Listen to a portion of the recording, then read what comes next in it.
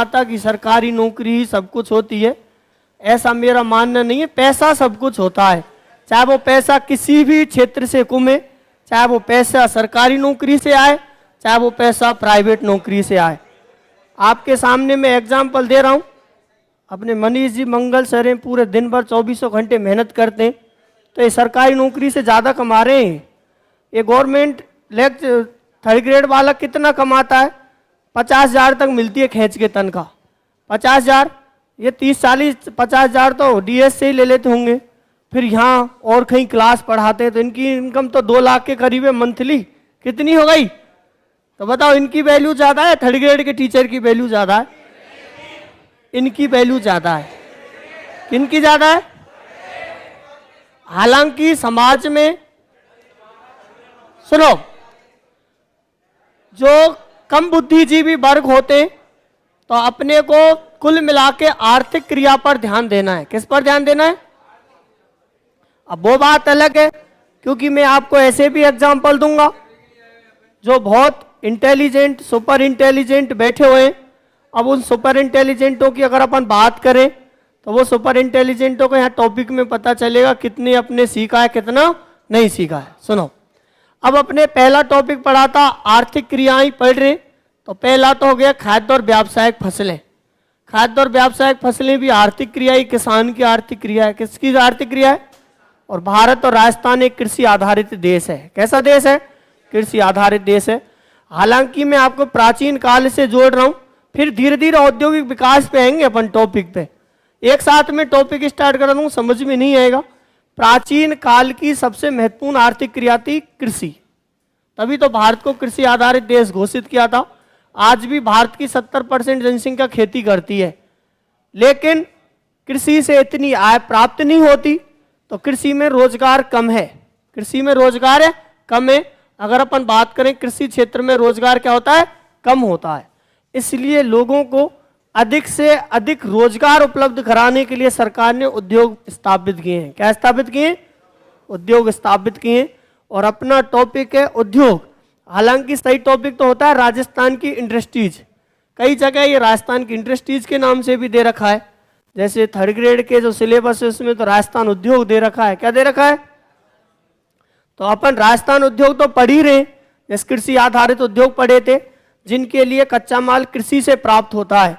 आज अपन पढ़ेंगे औद्योगिक विकास। आज इसके बाद एक क्लास और होगी, तब 2 टॉपिक कंप्लीट होंगे आपकी।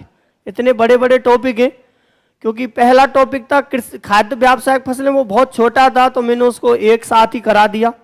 कृषि आधारित उद्योग भी बहुत छोटे थे, उस खींच खाच के 5 या 6 उद्योग थे। अब एक टॉपिक आएगा खनिज आधारित उद्योग। कौन सा आएगा? मैं सिलेबस से परिचय करा रहा हूं आपको, जो सिलेबस है उस सिलेबस की अगर अपन बात करें तो उसमें एक टॉपिक आता है खनिज आधारित उद्योग। खनिज आधारित उद्योग के बाद एक अगला टॉपिक आता है राजस्थानी हस्तकला। हालांकि वो चित्रकला हस्तकला की कुछ संस्थान है, बस उनको भी दिखा देंगे। और एक आता है लघु मध्यम कुटीर उद्योग के नाम से टॉपिक है, निर्यात आयात के व्यापार में पढ़ेंगे। तो देखो, लघु उद्योग, कुटीर उद्योग, मध्यम उद्योग 3 हो गए, और आयात निर्यात और औद्योगिक विकास, इन सबको मिलाकर के मैंने टॉपिक बनाया औद्योगिक विकास। इन सबको मिलाकर के टॉपिक क्या बनाया है? औद्योगिक विकास। हालांकि इस औद्योगिक विकास में ना आपको बहुत सारी चीज मिलेंगी। एक तो जो जो संस्थाएं स्थापित हुई हैं जहां से प्रश्न आएंगे, ये हालांकि ज्यादा हैं, पर इनमें भी मैं आपको मोस्ट बता दूंगा जहां से क्वेश्चन आएंगे, बस वो चीज आपको याद रखनी है। अब आयात निर्यात और उद्योग, और हमारा एक टॉपिक रहेगा औद्योगिक विकास। तो कुल मिला के हम औद्योगिक विकास पढ़ रहे हैं। क्या पढ़ रहे हैं? औद्योगिक विकास। देखो, अपन बात करेंगे राजस्थान औद्योगिक विकास, हमारा टॉपिक रहेगा राजस्थान औद्योगिक विकास। पहले मैं थोड़ा सा क्लास से बताऊंगा। राजस्थान औद्योगिक विकास अपना टॉपिक रहेगा, राजस्थान औद्योगिक विकास। ठीक है। अब अपन बात करें इस राजस्थान के औद्योगिक विकास की, तो राजस्थान का जो औद्योगिक विकास है इसमें अपने को 3-4 चीजें पढ़नी पड़ेंगी। पहले मैं बता देता हूँ, कोई सा भी टॉपिक होता है ना, चाहे आप किसी भी क्लास में चले जाओ, कहीं पर भी ऐसे नहीं पता है, मैं आपको पहले जो टॉपिक होता है उससे ये बताऊंगा इसमें चीज़ें कौन कौन सी आएंगी बस, और पढ़ना क्या है और क्वेश्चन कहाँ से आएगा। मेन चीज़ ये, पढ़ने का कोई और छेब नहीं है, पढ़ने का कोई और छेब नहीं है। मैं आपकी 2 मिनट ले रहा हूँ, बहुत कीमती समय आपके पास। जो सफल हो जाता है वो बहुत होशियार है, चाहे वो भले पेपर चोरी करके लाया हो, चाहे पेपर खरीद के लाया हो, चाहे फर्जीवाड़े से पास हुआ हो। और जो असफल होता है वो मूर्ख गंवार है लोगों की नज़र में। लेकिन हम और आप तो बुद्धिजीवी हैं, हम और आप उन जैसे मूर्ख थोड़ी हैं। कल उन असफल व्यक्ति सफल व्यक्ति से ज़्यादा मोटिवेट कर सकता है असफल व्यक्ति। क्यों? असफल व्यक्ति क्या है, कठिनाइयों को पार करता है तो उसे अनुभव रहता है, क्या रहता है। और जो पेपर चोरी करके लाया, डायरेक्ट क्वालिफाई हो गया, उसे क्या अनुभव, वो तो यही कहेगा सरकारी नौकरी यूं ही लग जाती है, ऐसे ही तुम तो वैसे ही हो, पागल पढ़ रहे हो। तो अपने को, तो अगर अपन बात करें तो कुल मिला के अपने को ध्येय बनाना है, उद्देश्य कि सीईटी में अच्छे स्कोर से आए। हालांकि वो ऊपर वाले के हाथ में लक चलता है, क्या चलता है। आप चाहे कितनी भी मेहनत कर लें, नहीं हो तो नहीं हो सिलेक्शन। अब फिर अपन किसको दोष दे सकते हैं। और कुछ ऐसे भी बता दूं जो बहुत कम पढ़ते हैं और अच्छी रैंक के साथ लेक्चरर और असिस्टेंट प्रोफेसर पद पे अच्छी रैंक के साथ, और वो कोई होशियार नहीं थे और उनका बैकग्राउंड देखें तो 2 या 3 घंटे पढ़े बस। अब उनसे अगर आप पूछोगे तो वो तो ऐसे ही कहेंगे, समझ गए। अपन पढ़ेंगे, दोनों ही काम करेंगे, हम कर्म भी करेंगे और थोड़ा सा क्वेश्चनों की वो देखेंगे, थीम क्वेश्चन कैसे आ रहे हैं। क्योंकि सफल होने के लिए यही तरीका है एकमात्र। अगर आपको पढ़ते ही पढ़ते रहे और ऐसे पता नहीं चला क्वेश्चन कैसे आएगा, तो वो चीज बता रहा हूं मैं यहाँ। राजस्थान औद्योगिक विकास में देखो, सबसे पहले तो अपने को पढ़ने होते हैं उद्योग। क्या पढ़ने होते हैं? उद्योग।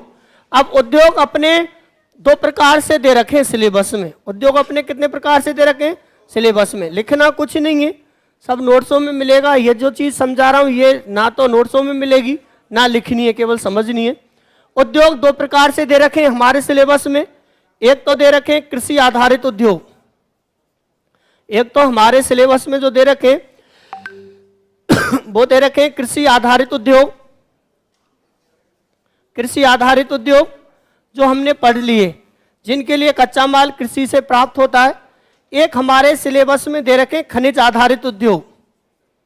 खनिज आधारित उद्योग, खनिज आधारित उद्योग को अपन नेक्स्ट संडे पढ़ेंगे, क्योंकि इसमें अपने को 7-8 उद्योग पढ़ने पड़ेंगे और इनके अलावा कोई और छोटे मोटे जो उद्योग हैं उनको भी इसी में ऐड कर देंगे अपन। ये तो हमारे सिलेबस में स्पष्टली मेंशन कर रखे। इनके अलावा और कोई छोटा मोटा लगाया हो कोई इंडस्ट्रीज राजस्थान सरकार ने, तो उसी को भी इसी में मेंशन करेंगे अपन। तो एक तो ऐसे पढ़ने होता है अपने को टॉपिक।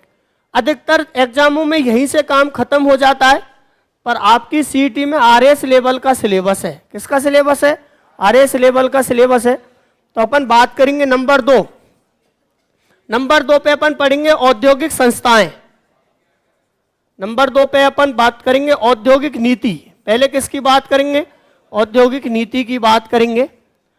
नंबर 3 पे अपन बात करेंगे तो औद्योगिक संस्थाएं। किसकी बात करेंगे? औद्योगिक संस्थाओं की बात करेंगे। औद्योगिक संस्थाएं जैसे आपने सुन रखे होंगे, रीको, आईएफसी, राजसीको, रूड़ा, ये 4 तो बहुत इंपॉर्टेंट है। रीको, आरएफसी, राजसीको और रोड़ा, ये 4 तो आपको याद करनी है। रूड़ा कहीं पे भी लिखा रहता है कि औद्योगिक क्षेत्र, उसके नीचे लिखा रहता है रीको द्वारा संचालित। किसके द्वारा? तो ये 4 तो हो गई संस्थाएं, ये औद्योगिक नीति पढ़ेंगे। इसके अलावा हम जो पढ़ेंगे इसमें, इसी में मैंने आपको ऐड कर रखा है आयात निर्यात। टॉपिक में दे रखा है आयात निर्यात। क्या होता है आयात निर्यात? कौन कौन सी वस्तुओं का आयात करता है राजस्थान, कौन कौन सी वस्तुओं का निर्यात करता है, ऐसे भी पढ़ेंगे अपन। इसी में अपन को आयात निर्यात में कुछ पार्क बनाए गए हैं। क्या बनाए गए? पार्क। अब वो पार्क ऐसे खेलने कूदने के पार्क नहीं है, वो औद्योगिक पार्क होते हैं। क्या होते हैं? आयात निर्यात में औद्योगिक पार्कों की स्थापना की गई है। किसकी स्थापना की गई है? औद्योगिक पार्कों की स्थापना की गई है। औद्योगिक पार्कों की स्थापना की गई है। औद्योगिक पार्कों के अलावा कोई खास विशेष नीति भी पढ़ेंगे। क्या पढ़ेंगे? खास विशेष नीति पढ़ेंगे। ये सब आर्थिक समीक्षा के टॉपिक हैं, हर साल चेंज होते हैं, हर साल चेंज होते हैं। अब मैं आपको थोड़ा सा फाइल पे से पढ़ाता हूँ, क्योंकि वो ऐसी चीजें जहाँ समझने को कुछ नहीं है। तो अगर अपन बात करेंगे इसमें, ये देखो, ये अगर अपन देखेंगे, पेज नहीं है आपके पास, कोई दिक्कत नहीं है, सुन लेना तब तक।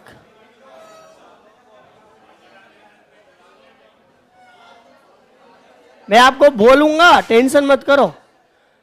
अपना सबसे पहले क्वेश्चन बनेगा, सबसे पहले जो क्वेश्चन बनेगा वो क्वेश्चन बनेगा, आपको अगर बात बता रहा हूं मैं, इनमें भी मैं आपको टेंशन ही नहीं दिख रहे तो बोलेंगे अपन।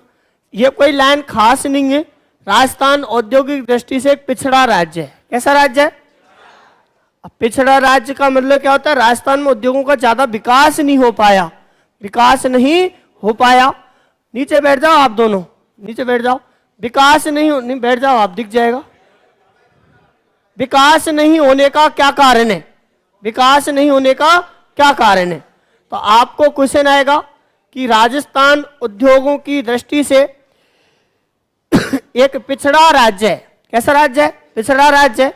और राजस्थान के औद्योगिक दृष्टि से पिछड़ा होने के क्या क्या कारण है? क्या क्या कारण है? तो सबसे पहला कारण आता है प्रतिकूल धरातलीय स्वरूप। आपको पॉइंट पॉइंट याद करने, क्योंकि आपको मेंस नहीं लिखना। मेंस में तो लिखते हैं आंसर। क्या होते हैं? लिखते हैं आंसर। बात राइटिंग और सब चीज देखी जाती है, आपको तो केवल प्री पास करना है। सीटी में तो ऑब्जेक्टिव टाइप आएंगे। तो आपको क्वेश्चन आएगा, राजस्थान औद्योगिक दृष्टि से एक पिछड़ा राज्य है और राजस्थान के औद्योगिक दृष्टि से पिछड़ा होने का कौन सा कारण नहीं है? तो ये सब पिछड़े होने के कारण है। पहला, प्रतिकूल धरातलीय स्वरूप। प्रतिकूल धरातलीय स्वरूप क्या होता है? राजस्थान में मरुस्थल बहुत ज्यादा है, 61.11% भाग पर। कितने परसेंट भाग पर है? इस 61.11% के अलावा बीच में अरावली पर्वतमाला है। बीच में क्या है? अरावली पर्वतमाला। जैसे मैं आपको राजस्थान की शेप बताता हूँ बहुत अच्छे ढंग से, ठीक है। अपन बात करेंगे राजस्थान की शेप। अगर अपन देखें, देखो यहाँ से अपन गंगानगर पे आ गए, गंगानगर के बाद इधर जैसलमेर और इधर सिरोही, और सिरोही के बाद ये डूंगरपुर बांसवाड़ा, और इधर अपन हाड़ौती क्षेत्र में आ गए।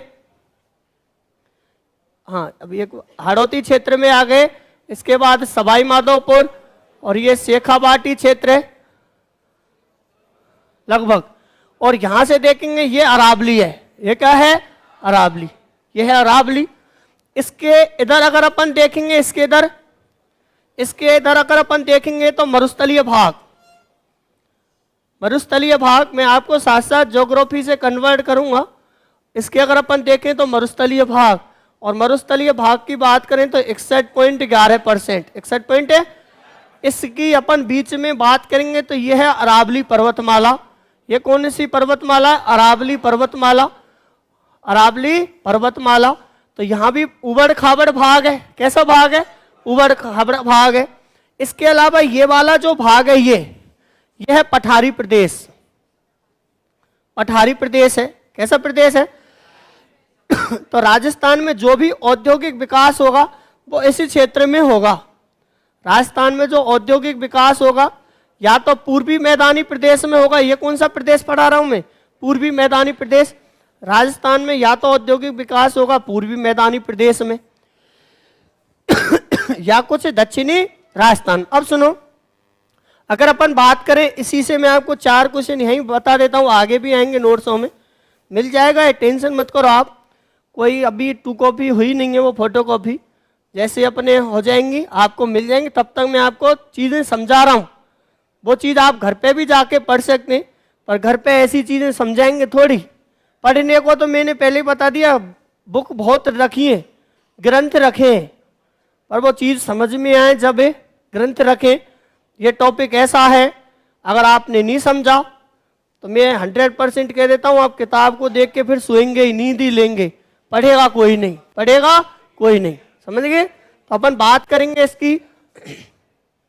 अब देखो, आपसे पूछेगा सबसे पहले, मैं आपको बता देता हूं, राजस्थान में सर्वाधिक औद्योगिक इकाइयां, मैं आपको कुछ फैक्ट याद करा रहा हूं, सर्वाधिक औद्योगिक इकाइयां, फिर उसी पे ले जाऊंगा वहीं पर फाइल पर। सर्वाधिक औद्योगिक इकाइयां, आपसे अगर पूछा जाए कि राजस्थान में सर्वाधिक औद्योगिक इकाइयां कौन से जिले में है, तो जयपुर जिले में। कौन से जिले में है? जयपुर जिले में। अब बताओ, जयपुर में औद्योगिक इकाई है तो जयपुर लगभग कहाँ आएगा? यहां पर आएगा, पूर्वी मैदानी प्रदेश में ही तो आता है। जयपुर के इधर फिर अलवर आएगा, तो पूर्वी मैदानी प्रदेश में। तो इधर क्यों नहीं है ज्यादा औद्योगिक इकाई? क्योंकि इधर तो मरुस्थली, वही तो पढ़ रहे हैं अपन, प्रतिकूल धरातल। तो सर्वाधिक औद्योगिक इकाई किस चारों भौतिक प्रदेशों से भी रूबरू कराता हूं। ये मरुस्थलीय प्रदेश, ये अरावली पर्वतमाला, ये पठारी प्रदेश, कुछ पठारी प्रदेश नीचे भी है, और ये बीच का बच गया पूर्वी मैदानी प्रदेश। क्या बच गया? तो राजस्थान में सर्वाधिक उद्योग पूर्वी मैदानी प्रदेश में मिलेंगे। कहां पर मिलेंगे? अगर आपको भौगोलिक क्षेत्र की दृष्टि से पूछे कि राजस्थान में सर्वाधिक औद्योगिक प्रदेश किस भौगोलिक इलाके में मिलेंगे, तो राजस्थान में सर्वाधिक औद्योगिक प्रदेश पूर्वी मैदानी प्रदेश में मिलेंगे। कौन सी जगह मिलेंगे? पूर्वी मैदानी प्रदेश में मिलेंगे। कहां पर मिलेंगे? पूर्वी मैदानी प्रदेश में। तो राजस्थान में सर्वाधिक औद्योगिक इकाइयां जयपुर। अगर अपन इसके नीचे जस्ट नीचे बात करें कि न्यूनतम औद्योगिक इकाइयां कौन से जिले में है, तो न्यूनतम औद्योगिक इकाइयां जैसलमेर जिले में। कौन से जिले में? जैसलमेर जिले में। अब बताओ जैसलमेर कहाँ आएगा? यहाँ पर आएगा। ये वाली जो शेप है ये जैसलमेर की है। किसकी है? तो सबसे कम औद्योगिक इकाइयां जैसलमेर में क्यों हुई? क्योंकि प्रतिकूल धरातल के कारण। किसके कारण? अब इसमें दो फैक्ट और देखेंगे अपन। आपसे पूछे कि सर्वाधिक या सबसे बड़ा औद्योगिक नगर, सबसे बड़ा औद्योगिक नगर, सबसे बड़ा अगर अपन औद्योगिक नगर की बात करें कि राजस्थान का ऐसा कौन सा नगर है जो सबसे बड़ा औद्योगिक नगर है, तो जयपुर। कौन सा है? जयपुर। अगर इसके इसी क्वेश्चन को ऐसे लिखें कि राजस्थान का सबसे छोटा औद्योगिक नगर कौन सा है, अगर अपन बात करें राजस्थान का सबसे छोटा, तो सबसे छोटे की बात करेंगे करौली। कौन सा है? करौली। अगर अपन इसी क्वेश्चन को और घुमाएं, आपसे अगर पूछा जाए कि राजस्थान की औद्योगिक नगरी किस शहर को कहा जाता है, तो राजस्थान की औद्योगिक नगरी कोटा को कहा जाता है। भारत की औद्योगिक नगरी कानपुर को कहा जाता है। किसको कहा जाता है? इसी चीज में मैं आपको एक ही पेज में बताता हूं। नंबर 4, अगर चौथे फैक्ट की बात करेंगे अपन, चौथे फैक्ट की बात करेंगे। अब हमारे पास में कुछ इकाइयां ऐसी होती हैं लघु। अगर आपसे पूछे कि सर्वाधिक लघु औद्योगिक इकाइयां, लघु का मतलब क्या से होता है? छोटे उद्योग। अभी आगे समझाऊंगा मैं कौन से होते हैं छोटे।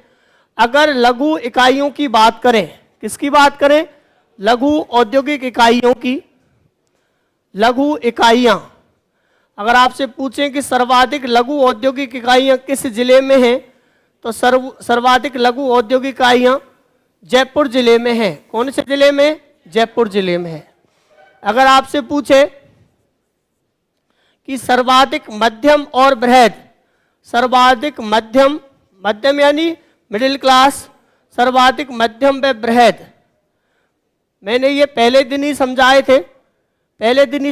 कुटीर उद्योग कैसे होंगे? ऐसे उद्योग जिनमें उत्पादन बहुत कम मात्रा में होता है और उत्पादन घर पर ही होता है और घर पर परिवार के सदस्यों की सहायता से होता है, वो कुटीर उद्योग होते हैं। कौन से होते हैं?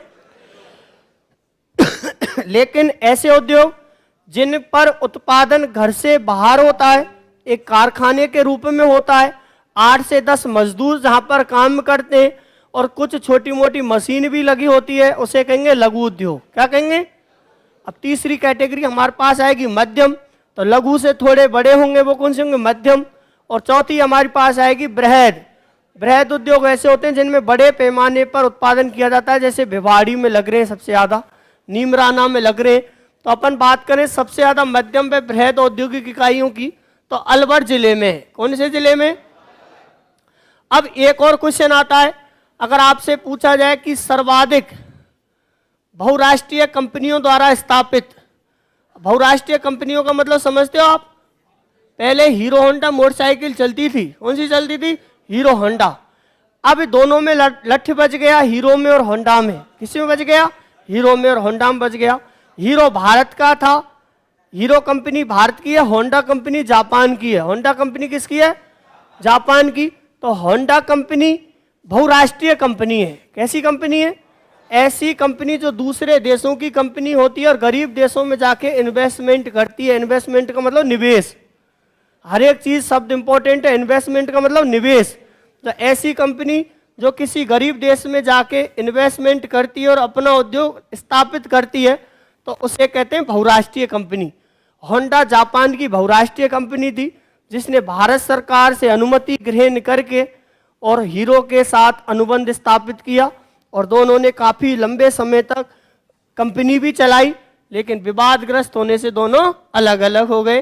तो ऐसी कंपनी जो बहुराष्ट्रीय कंपनी मिलेंगी आपको सर्वाधिक, बहुराष्ट्रीय कंपनियों द्वारा स्थापित सर्वाधिक उद्योग कौन से जिले में? तो अलवर जिले। तो देखो ये तो अपने फैक्ट थे, ऐसी चीजें फैक्ट होती हैं। यहां से डायरेक्ट क्वेश्चन आता है तो ये फैक्ट होती हैं। जैसे सर्वाधिक औद्योगिक इकाइयां जयपुर जिले में है, सबसे कम जैसलमेर में है, सबसे बड़ा औद्योगिक नगर जयपुर है, सबसे छोटा औद्योगिक नगर करौली है। औद्योगिक नगरी कोटा को कहा जाता है। लघु औद्योगिक इकाइयां जयपुर में है, मध्यम और बृहद अलवर में है, और बहुराष्ट्रीय कंपनियों द्वारा स्थापित है अलवर में। और ये राजस्थान का मैप मैंने आपको बताया। तो पहला कारण तो हो गया औद्योगिक पिछड़ापन, औद्योगिक पिछड़ापन। फोटो बाद में खींच लेना, कोई दिक्कत नहीं। अब सुनेंगे अपन, तो यहां से देखो पहला कारण तो कौन सा हो गया? प्रतिकूल धरातलीय स्वरूप। समझ में आ गया? मैंने एक ही लाइन को आपको इतने विस्तार से समझा दिया कि आप आराम से समझ जाएंगे। आप मेन से लिखते तो इसमें एक पेज का 2 पेज भर देते आप। तो प्रतिकूल धरातलीय स्वरूप की बात करें तो मरुस्थलीय दशाएं और अरावली पर्वतमाला। मैंने भी यही चीज बताई थी, क्योंकि 61% पर तो मरुस्थल है और 9% पर अरावली है। तो 70% तो राजस्थान में ऐसा धरातल है जहाँ कोई उद्योग नहीं लग सकता। तो 30% पर ही मिलेंगे। कितने परसेंट पर मिलेंगे? दूसरा, पानी की कमी, पानी की बहुत कमी है, जल का अभाव है राजस्थान में। क्या है? तीसरा, ऊर्जा संसाधनों की कमी।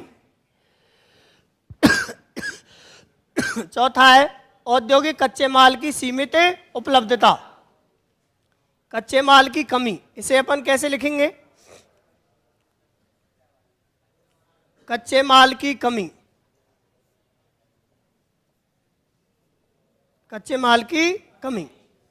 पानी ले आओ आप, है ना, थोड़ा सा पानी लाओ।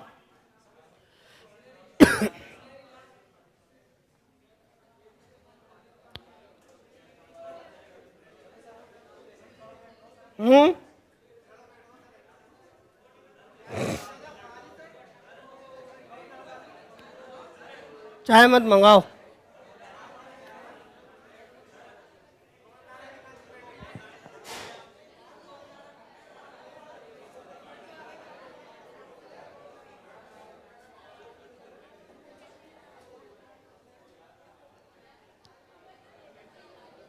पानी पी लेता हूँ, पानी, थोड़ा सा गला खराब है। 1 मिनट रुको, पानी पीऊंगा, थोड़ा सा गला खराब।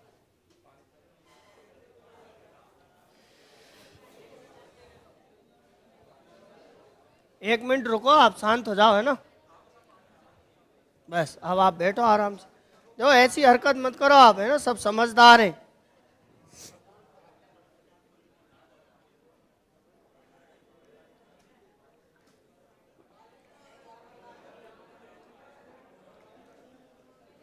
अरे गोंद आने से नहीं होता है, बोलने से होता है। किससे होता है? हाँ, अब आप तो अनावश्यक बोलते हैं, मैं लगभग 8 से 9 घंटे बोलता हूँ, कुछ जगह बिना मैक के भी बोलना पड़ता है, कुछ जगह मैक से बोलना पड़ता है। तो अपन जैसे लगातार बोलते हैं ना, और बोलने के बाद अगर अपन पानी पी लेते हैं तो वो गला क्या गर्म हो जाता है अंदर से यहाँ पर, तो जैसे अपन पानी पियेंगे तो फिर वो खराब हो जाता है ना, उसमें थोड़ा सा ये सिस्टम होता है। तो हर जगह मैक का प्रयोग नहीं होता, कई जगह वैसे ही लेनी पड़ती है, बड़ी क्लास तो लेनी पड़ेगी। तो अपन अब धीरे धीरे पढ़ेंगे। सुनो, पहला देखें अपन, पहला औद्योगिक कच्चे माल की सीमित उपलब्धता, यानी कच्चे माल की क्या हो गई, कमी हो गई अपनी, कच्चे माल की क्या हो गई, कमी। राजस्थान में सभी खनिजों का अभाव है, और सभी खनिजों का अभाव होने की वजह से यहाँ कच्चे माल का कम पाया जाता है। जैसे देखो लोहे अयस्क बहुत कम है, राजस्थान में मिलता ही नहीं है। तकनीकी ज्ञान की कमी, टेक्नोलॉजी का क्या है, अभाव, ऐसे लिख सकते हैं। टेक्नोलॉजी राजस्थान के पास बहुत कम है। सीमित पूंजी निवेश, विदेशी कंपनी इन्वेस्टमेंट करेगी तो या तो अलवर में करेगी, या भरतपुर के आसपास करेगी, या जयपुर में करेगी, और कहीं नहीं करेगी। आप विदेशी कंपनी को जैसलमेर की तरफ ले जाओगे खींच के, तो वो वहां से तुरंत अलवर की तरफ आ जाएगी। क्यों? क्योंकि सभी कंपनियों को पता है कि राजस्थान का 70% भाग तो बेकार है, कोई काम का नहीं है। तो जो भी इन्वेस्टमेंट होगा वो सब अपने पूर्वी मैदानी प्रदेश में होगा। तो बहुत कम कंपनियां आकर्षित होती हैं राजस्थान के प्रति। अलवर एक हाईटेक जिला इसलिए क्योंकि अलवर राष्ट्रीय राजधानी क्षेत्र में आता है और दिल्ली के नजदीक है। दिल्ली के क्या है, नजदीक है। जब भी राजधानी का विस्तार होगा तो अलवर को पूरे को दिल्ली में शामिल कर लिया जाएगा। और आधा कुछ भरतपुर का भी भाग है, पूरा भरतपुर नहीं है, पूरा भरतपुर तो यहाँ बयाना तक है, बयाना नहीं है, वो डीग और उधर है, डीग कामा कुम्हेड़ वहां तक है बस। मेवात का इलाका, प्रशिक्षित श्रमिकों की कमी, राजस्थान के पास श्रमिक कैसे हैं, बहुत कम है। सीमित बाजार, बाजार भी कोई खास ज्यादा बड़े नहीं है राजस्थान के पास। तो राजस्थान में शहर भी छोटे छोटे ही हैं क्योंकि 10 लाख से जो आबादी वाले शहर हैं वो राजस्थान में 3 ही हैं। कितने हैं? 3 हैं।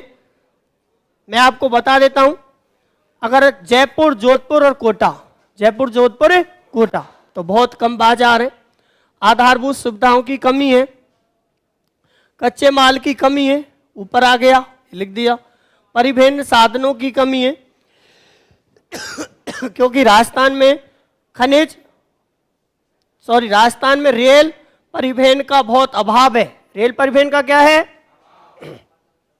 हालांकि वर्तमान में राजस्थान का ऐसा कोई सा जिला नहीं है जहां रेल नहीं है। पहले होते थे डूंगरपुर, बांसवाड़ा, करौली में हिंडौन आ तो रही है, ऐसा कोई सा जिला नहीं है जहां से रेल मार्ग नहीं गुजरता है। पहले डूंगरपुर, बांसवाड़ा थे, लेकिन वर्तमान में डूंगरपुर, बांसवाड़ा में भी रेल लाइन विकसित की गई है और करौली में खूब गुजर रही है। अपन आगे देखें, राजनीतिक हस्तक्षेप। अब सुनो, अब यहां से अपन पढ़ेंगे औद्योगिक नीति।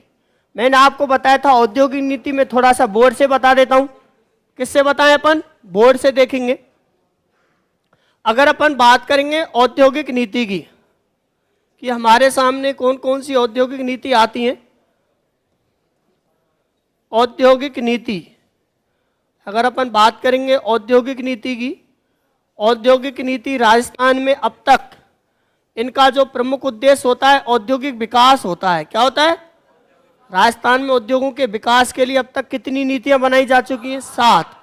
आपको डायरेक्ट संख्या याद रखनी है। राजस्थान में उद्योगों के विकास के लिए अब तक कितनी नीतियां बनाई जा चुकी हैं? 7 नीतियां बनाई जा चुकी हैं, जिसमें फर्स्ट नंबर पर अपन बात करेंगे, उसका फर्स्ट नंबर वाली का नाम है प्रथम औद्योगिक नीति। प्रथम औद्योगिक नीति, अगर अपन बात करेंगे प्रथम औद्योगिक नीति, और इस प्रथम औद्योगिक नीति की अपन सन की बात करेंगे तो 1978। पहली की और 7वीं की तो डेट भी याद रखनी है। 24 जून 1978, 24 जून 1978 पहली औद्योगिक नीति कब जारी की गई? 24 जून 1978 को की गई। अब आपके सामने क्वेश्चन आएगा कि 1978 में मुख्यमंत्री कौन थे? तो भैरव सिंह शेखावत के समय। किसके समय जारी की गई? भैरव सिंह शेखावत के समय, भैरव सिंह शेखावत के समय जारी की गई। इसका जो प्रमुख उद्देश्य था, उद्देश्य कौन कौन सा था? अगर इसके उद्देश्य की बात करें तो इसका जो एक ही उद्देश्य था, कुटीर उद्योगों, कुटीर मैंने आपको बता दिया जो घरों में संचालित होते हैं। कहाँ पर होते हैं? कुटीर उद्योगों की स्थापना। अब आपको इनमें से क्वेश्चन कैसे आएंगे मैं बताऊंगा आपको। कुटीर उद्योगों की स्थापना के साथ, कुटीर उद्योगों की स्थापना के साथ, कुटीर उद्योगों की स्थापना के साथ बेरोजगारी, बेरोजगारी के असंतुलन या बेरोजगारी असंतुलन, बेरोजगारी असंतुलन को दूर करना, बेरोजगारी असंतुलन को दूर करना, बेरोजगारी असंतुलन को क्या करना? दूर करना। अब इनको एक बात समझेंगे अपन। आपसे डायरेक्ट क्वेश्चन पूछ सकता है पहली औद्योगिक नीति कब जारी की गई, बस, या तो डायरेक्ट सनी पूछेगा तो 24 जून 1978। अब फिर पूछेगा आपसे पहली औद्योगिक नीति का उद्देश्य है, 4 लाइन देगा, उन 4 लाइनों में से एक लाइन ये मिलेगी, तो कुटीर उद्योगों की स्थापना, बेरोजगारी असंतुलन। राजस्थान में बहुत ज़्यादा बेरोजगारी थी, तो भैरव सिंह शेखावत ने सोचा कि बेरोजगारी को दूर करने के लिए अधिक से अधिक कुटीर उद्योगों की स्थापना की जाए। किसकी स्थापना की जाए? कुटीर उद्योगों की स्थापना की जाए। इस औद्योगिक नीति का ये उद्देश्य था। अब दूसरी औद्योगिक नीति अगर अपन पढ़ेंगे क्रम से, नंबर 2 पे अपन देखेंगे दूसरी औद्योगिक नीति। नंबर 2 पे अपनी आती, बात मत करो आप, कोई भी चीज समझ में नहीं आए तो सुनो आप, है ना, बात मत करो। दूसरी औद्योगिक नीति की अगर अपन बात करेंगे, दूसरी औद्योगिक नीति कब बनाई गई, तो दूसरी क्रम से ही याद करनी है। हालांकि आपको औरों के तो सन भी याद कर लेंगे तब भी काम चल जाएगा।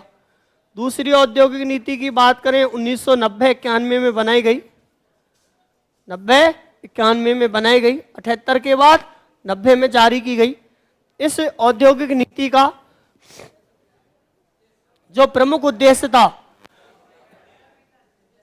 तीनों पीछे हो जाओ, हाँ तीनों पीछे हो जाओ, बस हो। दूसरी औद्योगिक जो नीति थी, मैं बोल के बता रहा हूं, दूसरी औद्योगिक नीति थी, दूसरी औद्योगिक नीति का उद्देश्य था सूक्ष्म कृषि, ऐसे लिखो, कृषि कौमा खनन, कृषि खनन कौमा औद्योगिक, कृषि खनन औद्योगिक विकास, कृषि खनन औद्योगिक विकास के लिए वित्तीय सहायता, के लिए क्या करना? वित्तीय सहायता, वित्तीय सहायता। जो इनके उद्देश्य तो बहुत ज़्यादा थे, पर वो जो इम्पोर्टेंट लाइन है वो चीज़ लिखा रहा हूँ मैं आपको, जो इम्पोर्टेंट लाइन है ना वो चीज़ लिखा रहा हूँ। कृषि खनन औद्योगिक विकास के लिए वित्तीय सहायता उपलब्ध कराना। अब एक कृषि के लिए, खनन के लिए, औद्योगिक विकास के लिए जो वित्तीय सहायता अपन उपलब्ध कराते हैं, ऐसा प्रावधान कौन सी औद्योगिक नीति में किया गया? तो दूसरी औद्योगिक नीति में किया गया था। अब तीसरी औद्योगिक नीति की अगर अपन बात करेंगे कि तीसरी औद्योगिक नीति कब बनाई गई, तीसरी औद्योगिक नीति अगर अपन बात करेंगे थर्ड की, तो तीसरी औद्योगिक नीति कब बनाई गई? तो तीसरी औद्योगिक नीति 1994 में बनाई गई। अगर अपन बात करें 1994, यानी ये अपन सीरियल से चल रहे, पहली औद्योगिक नीति 24 जून 1978, दूसरी 1991, समझ गए, और तीसरी की बात करें तो 1994 यानी 1994 में बनाई गई। इस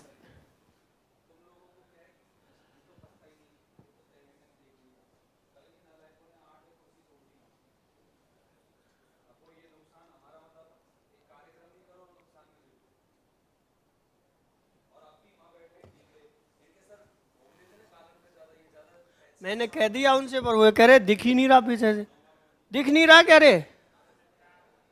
सुन ले, कानों से तो सुन रहे।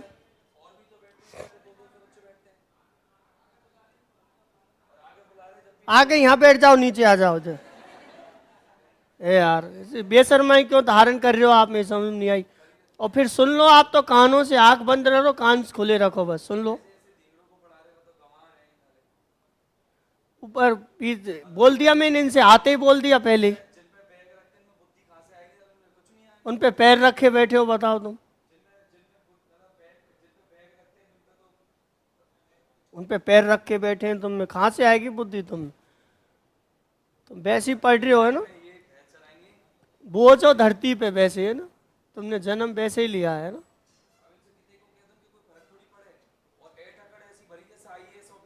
अब मत बैठना, है ना? ठीक है, पढ़ाई पे ध्यान रखो।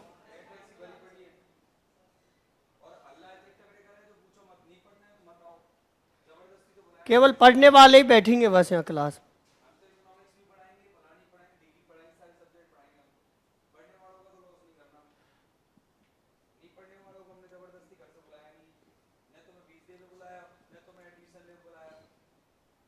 तुम तो वहीं जाओ उनके पास ही, जिन पे कुछ नहीं आता, उन्हीं की कोचिंगों में जाओ, है ना?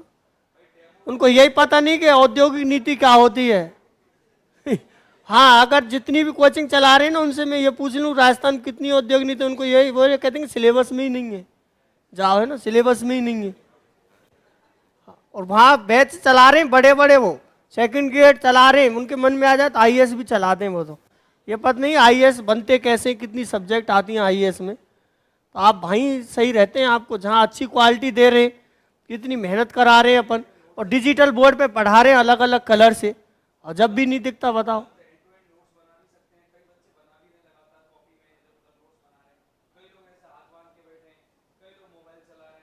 मैंने आपको ये कहा, देखो जब तक आपके पास नोट्स नहीं तब तक बोर्ड से पढ़ो आराम से।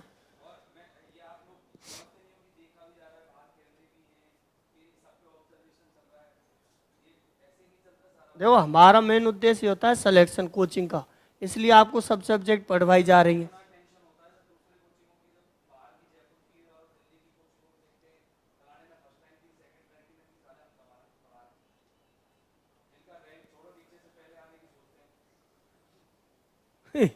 अच्छी क्वालिटी दे रहे हैं।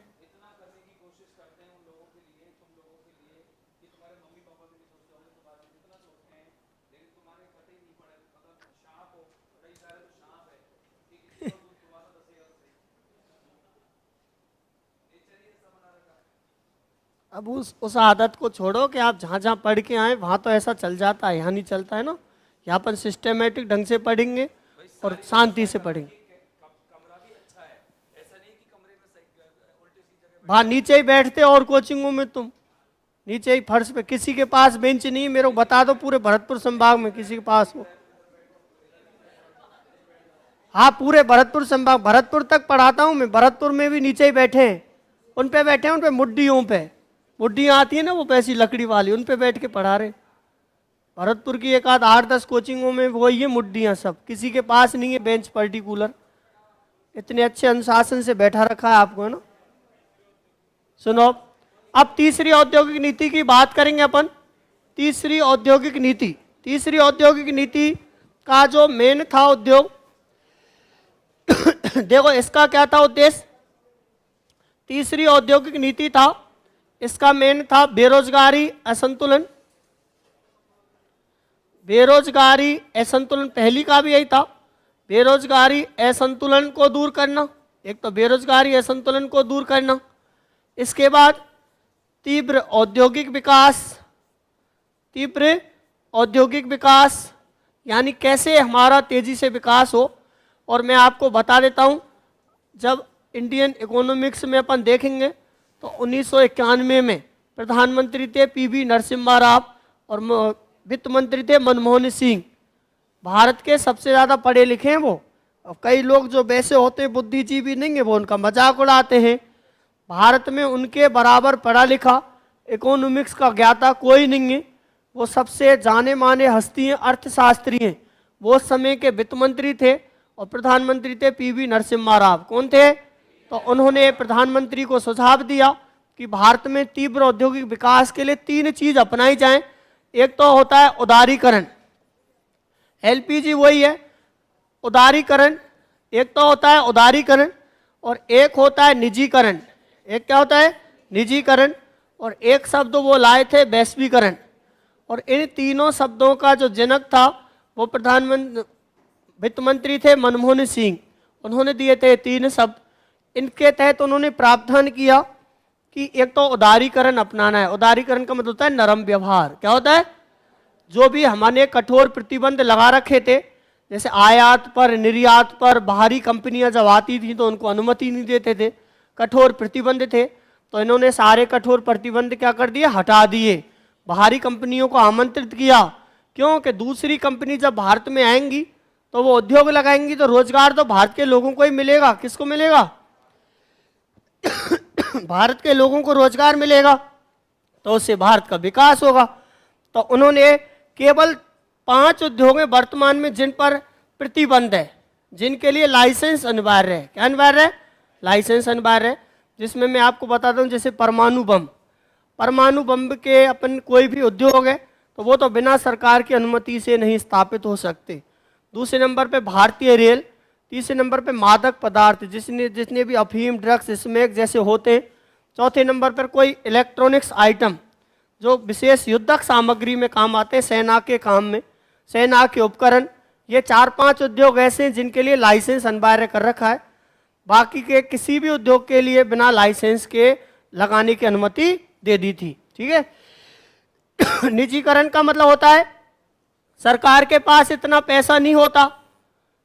सरकार के पास तो, सरकार तो कंगाल है, सरकार के पास कहाँ है पैसा? वो तो बिजनेसमैनों का पैसा है। अभी मैं आपको थोड़ा सा राजनीति में ले जाता हूँ। प्रधानमंत्री नरेंद्र मोदी को चुनाव लड़ने के लिए किसने पैसा लगाया? मुकेश अंबानी ने। मुकेश अंबानी और अडानी 2 ग्रुप हैं, अंबानी ग्रुप और अडानी ग्रुप, जो पूरी सरकार को हिला देते हैं। इतना पैसा उनके पास, जो सरकार के सभाओं में खर्च होते हैं, 1-1, 10-10 करोड़ सभा में खर्च हो जाता है। एक सभा में 10-10 करोड़ रुपए। प्रचार सामग्री कितनी आती है, कौन सा मंत्री खरीदना है, कौन से वोटर खरीदने हैं, सब पैसे कहाँ से आते हैं? बड़े बड़े बिजनेसमैनों से आते हैं। तो जितना भी भाजपा सरकार को चुनाव लड़ाने के लिए पैसा खर्च किया था, अंबानी ग्रुप और अडानी ग्रुप ने किया था। तो अब जितनी भी प्राइवेट कंपनियां स्थापित होंगी, किसको लाइसेंस मिलेंगे? उन दोनों को मिलेंगे, क्योंकि उनको उनका पूरा क्रेज चला गया। अब अपन वैश्वीकरण की बात करें। वैश्वीकरण का मतलब होता है ग्लोबलाइजेशन, भूमंडलीकरण। हिंदी में क्या कहते हैं? भूमंडलीकरण। इंग्लिश में कहते हैं ग्लोबलाइजेशन। ग्लोबलाइजेशन का मतलब होता है पूरी पृथ्वी को एकीकृत करना। पूरी पृथ्वी को, यानी गरीब देश की अर्थव्यवस्था को अमीर देश की अर्थव्यवस्था के साथ जोड़ना। ये बहुत अच्छे से पाठ दे रखे हैं 12th की ज्योग्राफी में। यानी गरीब देश की अर्थव्यवस्था को अमीर देश की अर्थव्यवस्था के साथ एकीकृत करना वैश्वीकरण कहलाता है। भारत एक गरीब देश था। कैसा देश था? भारत में बहुराष्ट्रीय कंपनियों को आमंत्रित किया गया। इससे भारत की अर्थव्यवस्था में सुधार आया। किसके कारण? वैश्वीकरण के कारण। भारत से विदेशों का सामान आता है, भारत में विदेशों का सामान बेचने के लिए जाता है, तो वो वैश्वीकरण के कारण। तो तीव्र औद्योगिक विकास और इसका एक और उद्देश्य रखा गया, निजीकरण को प्राथमिकता दी गई। किसको प्राथमिकता दी गई? निजीकरण को प्राथमिकता दी गई कि ज़्यादा से ज़्यादा प्राइवेट सेक्टर। मोदी जी क्यों कर रहे हैं प्राइवेट सेक्टर? मोदी जी खराब नहीं है, प्राइवेट सेक्टर इसलिए कर रहे हैं क्योंकि गवर्नमेंट सेक्टर से काम में गुणवत्ता कम आती है। क्या आती है? काम में गुणवत्ता कम आती है। अगर अपन सोचें तो प्राइवेटकरण कर देंगे, वो फिक्सेशन कर देंगे, तो काम में गुणवत्ता ज़्यादा आएगी। क्या आएगी? काम में गुणवत्ता ज़्यादा आएगी। सरकारी क्षेत्र के जितने भी आदमी हैं वो साल, 2 साल, 5 साल बाद काम करना बंद कर देते हैं। क्या करते हैं? फिर वो 60 साल तक वैसे ही पेमेंट उठाते हैं और फिर क्या करते हैं? देश को गर्त में ले जाते हैं। तो इसलिए निजीकरण काफ़ी हद तक सही भी है, काफ़ी हद तक सही भी है। क्योंकि आप निजी क्षेत्र में अपन चले जाएंगे सारे से, तो निजी क्षेत्र में काम की गुणवत्ता भी रहेगी। मैं छोटा सा एग्जांपल देता हूँ आपको इसका। आप एक गवर्नमेंट हॉस्पिटल में जाएं इलाज के लिए, गवर्नमेंट हॉस्पिटल में आप इधर उधर यूँ घूमते रहेंगे, वो सही कोई बैठेगा ही नहीं, कहते डॉक्टर नहीं बैठ रहा है, जांच के लिए जाएंगे, उधर जाओ, उस रूम में जाओ, उस रूम में जाओ। प्राइवेट में आप जैसे ही एंट्री करेंगे तुरंत सारे काम हो जाएंगे, तुरंत सारे काम हो जाएंगे। हालांकि वहाँ महंगा जरूर पड़ता है, लेकिन ये उस चीज़ को नहीं करेंगे, बिल्कुल प्राइवेट कर देंगे, अर्ध लिमिटेड करेंगे। उनकी कुछ बाउंडेशन रखेंगे जिन पर उनकी निगरानी की जा सके। क्या की जा सके? अभी कोई निगरानी करने वाला नहीं है, अभी वो खुले सांड की तरह घूम रहे हैं।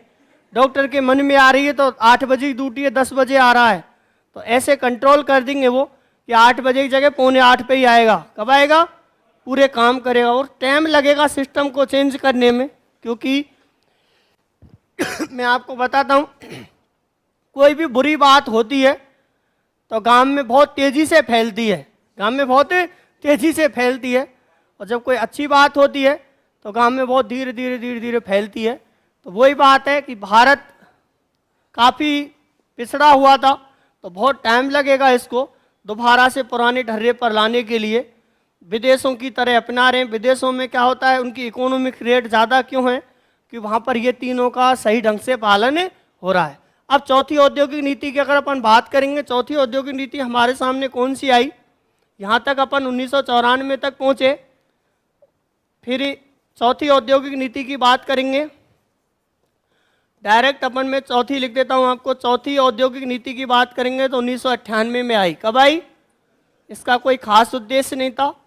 पांचवी औद्योगिक नीति का तो नाम ही अलग है, उद्योग निवेश। निवेश का मतलब क्या होता है? इन्वेस्टमेंट। निवेश का मतलब क्या होता है? एक शब्दावली आती है एफडीआई। शब्दावली क्या आती है? एफडीआई। एफडीआई की अगर अपन फुल फॉर्म देखें ना, एफडीआई की फुल फॉर्म क्या होती है? Foreign direct investment. Foreign direct investment. और इसे फॉरेन को अपन कह सकते हैं विदेशी। फॉरेन को क्या कह सकते हैं अपन? विदेशी।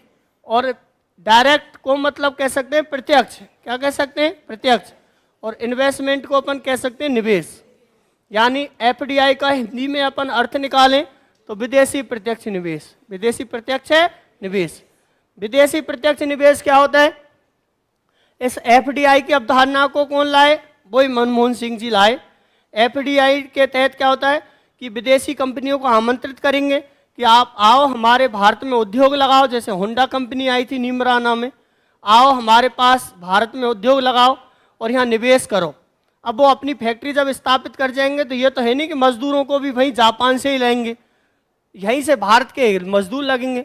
तो भारत के अगर 10,000 लोग भी लग गए उनकी फैक्ट्री में तो 10,000 लोगों के घरों को चलाया जा सकता है। 10,000 लोगों के घरों को चलाया जा सकता है, उनकी जीवन स्तर को सुधारा जा सकता है। क्योंकि अर्थव्यवस्था से व्यक्ति का जीवन स्तर सुधरता है। क्या सुधरता है? जीवन स्तर सुधरता है। मैंने बताया था सब कुछ पैसा होता है। क्या होता है? पैसा होता है सब कुछ। सबसे बड़ी अपनी चीज़ है मानव विकास। अगला अपन टॉपिक जब पढ़ेंगे इकोनॉमिक में तो आपको पता लग जाएगा मानव विकास, ह्यूमन डेवलपमेंट। ह्यूमन डेवलपमेंट के 3 ही फैक्ट हैं बस, एक तो अच्छा स्वास्थ्य, एक प्रति व्यक्ति आय और एक शिक्षा। ये 3 जिस चीज के पास है वो उचित मानव विकास है। भारत में सर्वाधिक मानव विकास केरल राज्य का है। केरल राज्य में हर एक व्यक्ति के पास ये तीनों चीज़ें, हर एक व्यक्ति की इनकम भी अच्छी है, हर एक व्यक्ति की शिक्षा भी पर्याप्त है। 93 के पास है केरल की साक्षरता 93.91% है। 100 में से कितनी है? 93.91% है। इंग्लिश का बहुत ज़बरदस्त बोलबाला है और इसके बाद वहाँ प्रत्येक व्यक्ति स्वस्थ है। कैसा है? तो उसे कहते हैं मानव विकास। और कोई ज़्यादा नहीं है। गांधी जी ने भी कहा था संसाधन पेट भरने के लिए होते हैं, पेटी भरने के लिए नहीं है। अपने को पर्याप्त इनकम होनी चाहिए। 40-50 हज़ार बहुत होते हैं। अब तुम ये सोचो मेरी पर मंथ की इनकम 10 लाख हो तो फिर तो आप पेट ही भर रहे हैं, पेट थोड़ी भर रहे हैं। तो उन्होंने ऐसा कहा था गांधी जी ने, और एनसीईआरटी की बुक में स्पष्ट लिख रहा है कि संसाधन पेट ही भरने के लिए नहीं होते हैं, पेट भरने के लिए होते हैं केवल। तो हमने इतने ही संसाधनों को विकसित करना चाहिए जितनी हमारी आवश्यकता हो। तो विदेशी प्रत्यक्ष निवेश कौन करेंगी? बहुराष्ट्रीय कंपनियां करेंगी। कौन करेंगी? बहुराष्ट्रीय कंपनियां। और अभी आपके सामने आएंगी बहुराष्ट्रीय कंपनी, जब मैं आपको बताऊंगा कि इन्होंने हमारे राजस्थान में आकर के उद्योग लगाए हैं। कोरिया की भी आई है और जापान की भी आई है। 5वीं औद्योगिक नीति का नाम है उद्योग निवेश एवं संवर्धन। उद्योग निवेश एवं संवर्धन नीति। उद्योग निवेश एवं संवर्धन नीति। और इसकी बात करें तो ये आई है 2010 में। नाम से पूछ सकता है औद्योगिक निवेश एवं संवर्धन नीति राजस्थान में कब लागू की गई? 2010। इसका मेन उद्देश्य क्या था? उद्योगों में निवेश करना और संवर्धन मतलब उद्योगों का उत्थान करना, ये इसका प्रमुख उद्देश्य था। 6वें नंबर पे अगर अपन बात करें, 6वें नंबर की जो औद्योगिक नीति थी, उस औद्योगिक नीति का नाम था MSME policy. MSME policy, MSME जो पॉलिसी आई थी, ये आई थी 2015 में। ये भी मोस्ट है। एम का मतलब होता है मैक्रो। एम का मतलब क्या होता है? मैक्रो। मैक्रो को अपन हिंदी में लाएंगे तो सूक्ष्म, ऐसे धीरे धीरे याद करेंगे। एम का मतलब होता है मैक्रो, और मैक्रो को हिंदी में लाएंगे तो सूक्ष्म। एस का मतलब होता है स्मॉल। एस का मतलब क्या होता है? स्मॉल। तो स्मॉल को अपन हिंदी में लाएंगे तो लघु। स्मॉल को अपन हिंदी में लाएंगे तो लघु। और एम का मतलब होता है मिडिल। मिडिल का अपन हिंदी में लाएंगे तो मध्यम। मध्यम। और ई का मतलब होता है इंडस्ट्रीज। उद्योग हो गया। तो ये है बस। तो अगर अपन बात करें सूक्ष्म लघु मध्यम उद्योग नीति, सूक्ष्म लघु मध्यम औद्योगिक नीति, इतना बड़ा हिंदी में याद करने की बजाय MSME पॉलिसी याद कर लो। MSME पॉलिसी याद कर लो। और 2015 में है ये बनाई गई। इसका प्रमुख उद्देश्य क्या था? सूक्ष्म उद्योग, लघु उद्योग, मध्यम उद्योगों को बढ़ावा देना। अब खासकर 7वीं इंपॉर्टेंट है अपने लिए। 7वें नंबर की बात करेंगे। 7वें नंबर पे देखेंगे अपन नवीन औद्योगिक नीति। नवीन औद्योगिक नीति। नवीन औद्योगिक नीति की अगर अपन बात करेंगे तो नवीन औद्योगिक नीति की डेट भी याद रखनी है। 1 जुलाई, कितनी है? 1 जुलाई 2019। कोरोना से पहले ही लागू कर दी। कोरोना तो 2020-21 में था, ये तो 1 जुलाई 2019 की है। 1 जुलाई 2019 की है। इसमें देखो उद्देश्य और प्रावधान दोनों ही किए गए थे। तो अगर अपन इसके उद्देश्य की बात करें कि इसके उद्देश्य कौन कौन से थे। उद्देश्य सही है ना? सही लिख रहा है उद्देश्य। उद्देश्य में अपन पहले नंबर पे कौन सा उद्देश्य था? तो पहले नंबर का इसका उद्देश्य था सतत एवं अनुकूल। अब यहाँ सतत का मतलब अपन बात करें लगातार हो सकता है, और अनुकूल का मतलब होता है ऐसा विकास जो पर्यावरण को नुकसान नहीं पहुंचाए। ऐसा विकास जो पर्यावरण को नुकसान नहीं पहुंचाए, उसे कहते हैं सतत और अनुकूल विकास। क्या कहते हैं? सतत और अनुकूल विकास। ये नहीं कि तुमने शहर के बीचों बीच में 10-15 उद्योग लगा दिए तो शहर वाले सब प्लॉटों को बेच बेच के चले जाएंगे दूर। क्यों? आपने वहाँ पर्यावरण का कहाँ फॉलो किया है? वो तो सब प्लॉट बेच के क्यों जाएंगे? क्योंकि वहाँ प्रदूषण ही इतना हो जाएगा तो उनका रहना दूभर हो जाएगा। तो शहर से दूर स्थापित किए जाएं। तो सतत एवं अनुकूल विकास। कैसा विकास? औद्योगिक। तो हम कहीं वैसे विकास को समझ लें, रोड डेवलपमेंट भी विकास ही होता है, रोडों से कोई मतलब नहीं है। औद्योगिक विकास वो तो सड़क नीति में बनाएंगे रोड। तो सतत एवं अनुकूल औद्योगिक विकास। नंबर 2 संतुलित संतुलित औद्योगिक विकास। बताओ इसका अर्थ क्या निकलेगा? मतलब ऐसा औद्योगिक विकास करना चाहिए जिससे सभी जिले लाभान्वित हों। सभी जिले क्या हों? लाभान्वित हों। क्योंकि राजस्थान के सभी जिले कहाँ हो रहे लाभान्वित? 12 जिले जो मरुस्थल के थे वहाँ तो उद्योग है ही नहीं। 12 जिले जो मरुस्थल के थे वहाँ तो उद्योग है ही नहीं, बहुत कम है लेकिन बहुत कम है, छोटे मोटे ही हैं।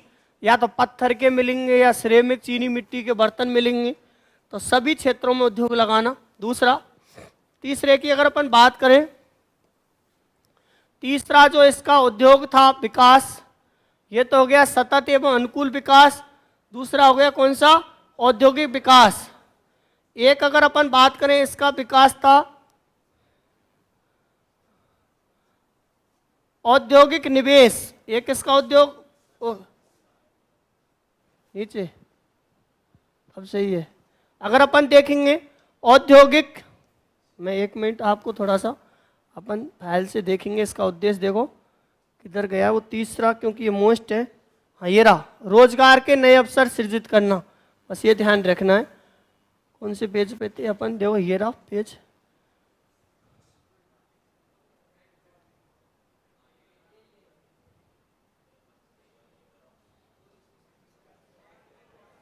दोबारा चल गया।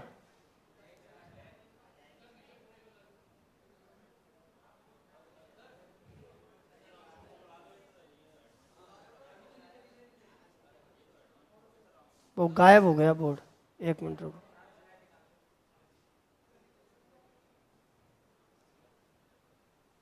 चार दे रखे हैं मैंने नोट्सों पर, वो तीन ही याद करने, तीन ही काम के हैं बस। पूरी गई फाइल।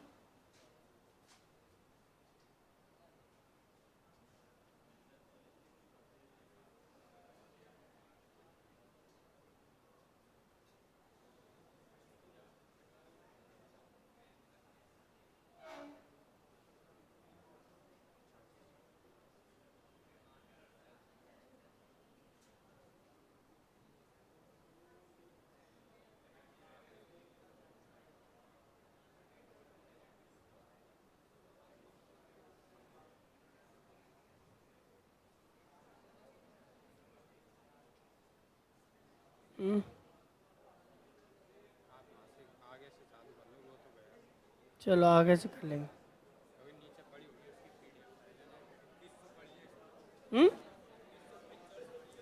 पीडीएफ कहाँ है? नहीं वो चाहिए कि अब है? हाँ पीडीएफ चाहिए कि निकाल दो आप, वो उसी से समझेंगे अब तो। एक मिनट रुक जाओ आप, है ना, खुल जाएगी। सुनो अब, तीन ही पेज थे, वो सही है, यही है। सुनो अब, देखो इसमें अपन देखें, लास्ट में उस औद्योगिक नीति की बात कर रहे थे, 7वीं नवीन। कौन सी थी? नवीन। उसको एक बार अपन दोबारा से देखेंगे, और ये थोड़ी सी मोस्ट भी है आपको, क्योंकि ये नवीन है। नवीन औद्योगिक नीति, अगर अपन बात करेंगे नवीन औद्योगिक नीति, और नवीन औद्योगिक नीति की बात करेंगे, तो नवीन औद्योगिक नीति हमारे सामने कब आई? 1 जुलाई 2019। नवीन औद्योगिक नीति के डेट की बात करेंगे तो 1 जुलाई 2019। 1 जुलाई 2019। इसका जो उद्देश्य था, देखो इसका पहला उद्देश्य था सतत एवं अनुकूल, सतत एवं अनुकूल औद्योगिक विकास। पहला जो इसका प्रयास था वो था सतत एवं अनुकूल औद्योगिक विकास, सतत एवं अनुकूल औद्योगिक विकास, ये इसका पहला पॉइंट था।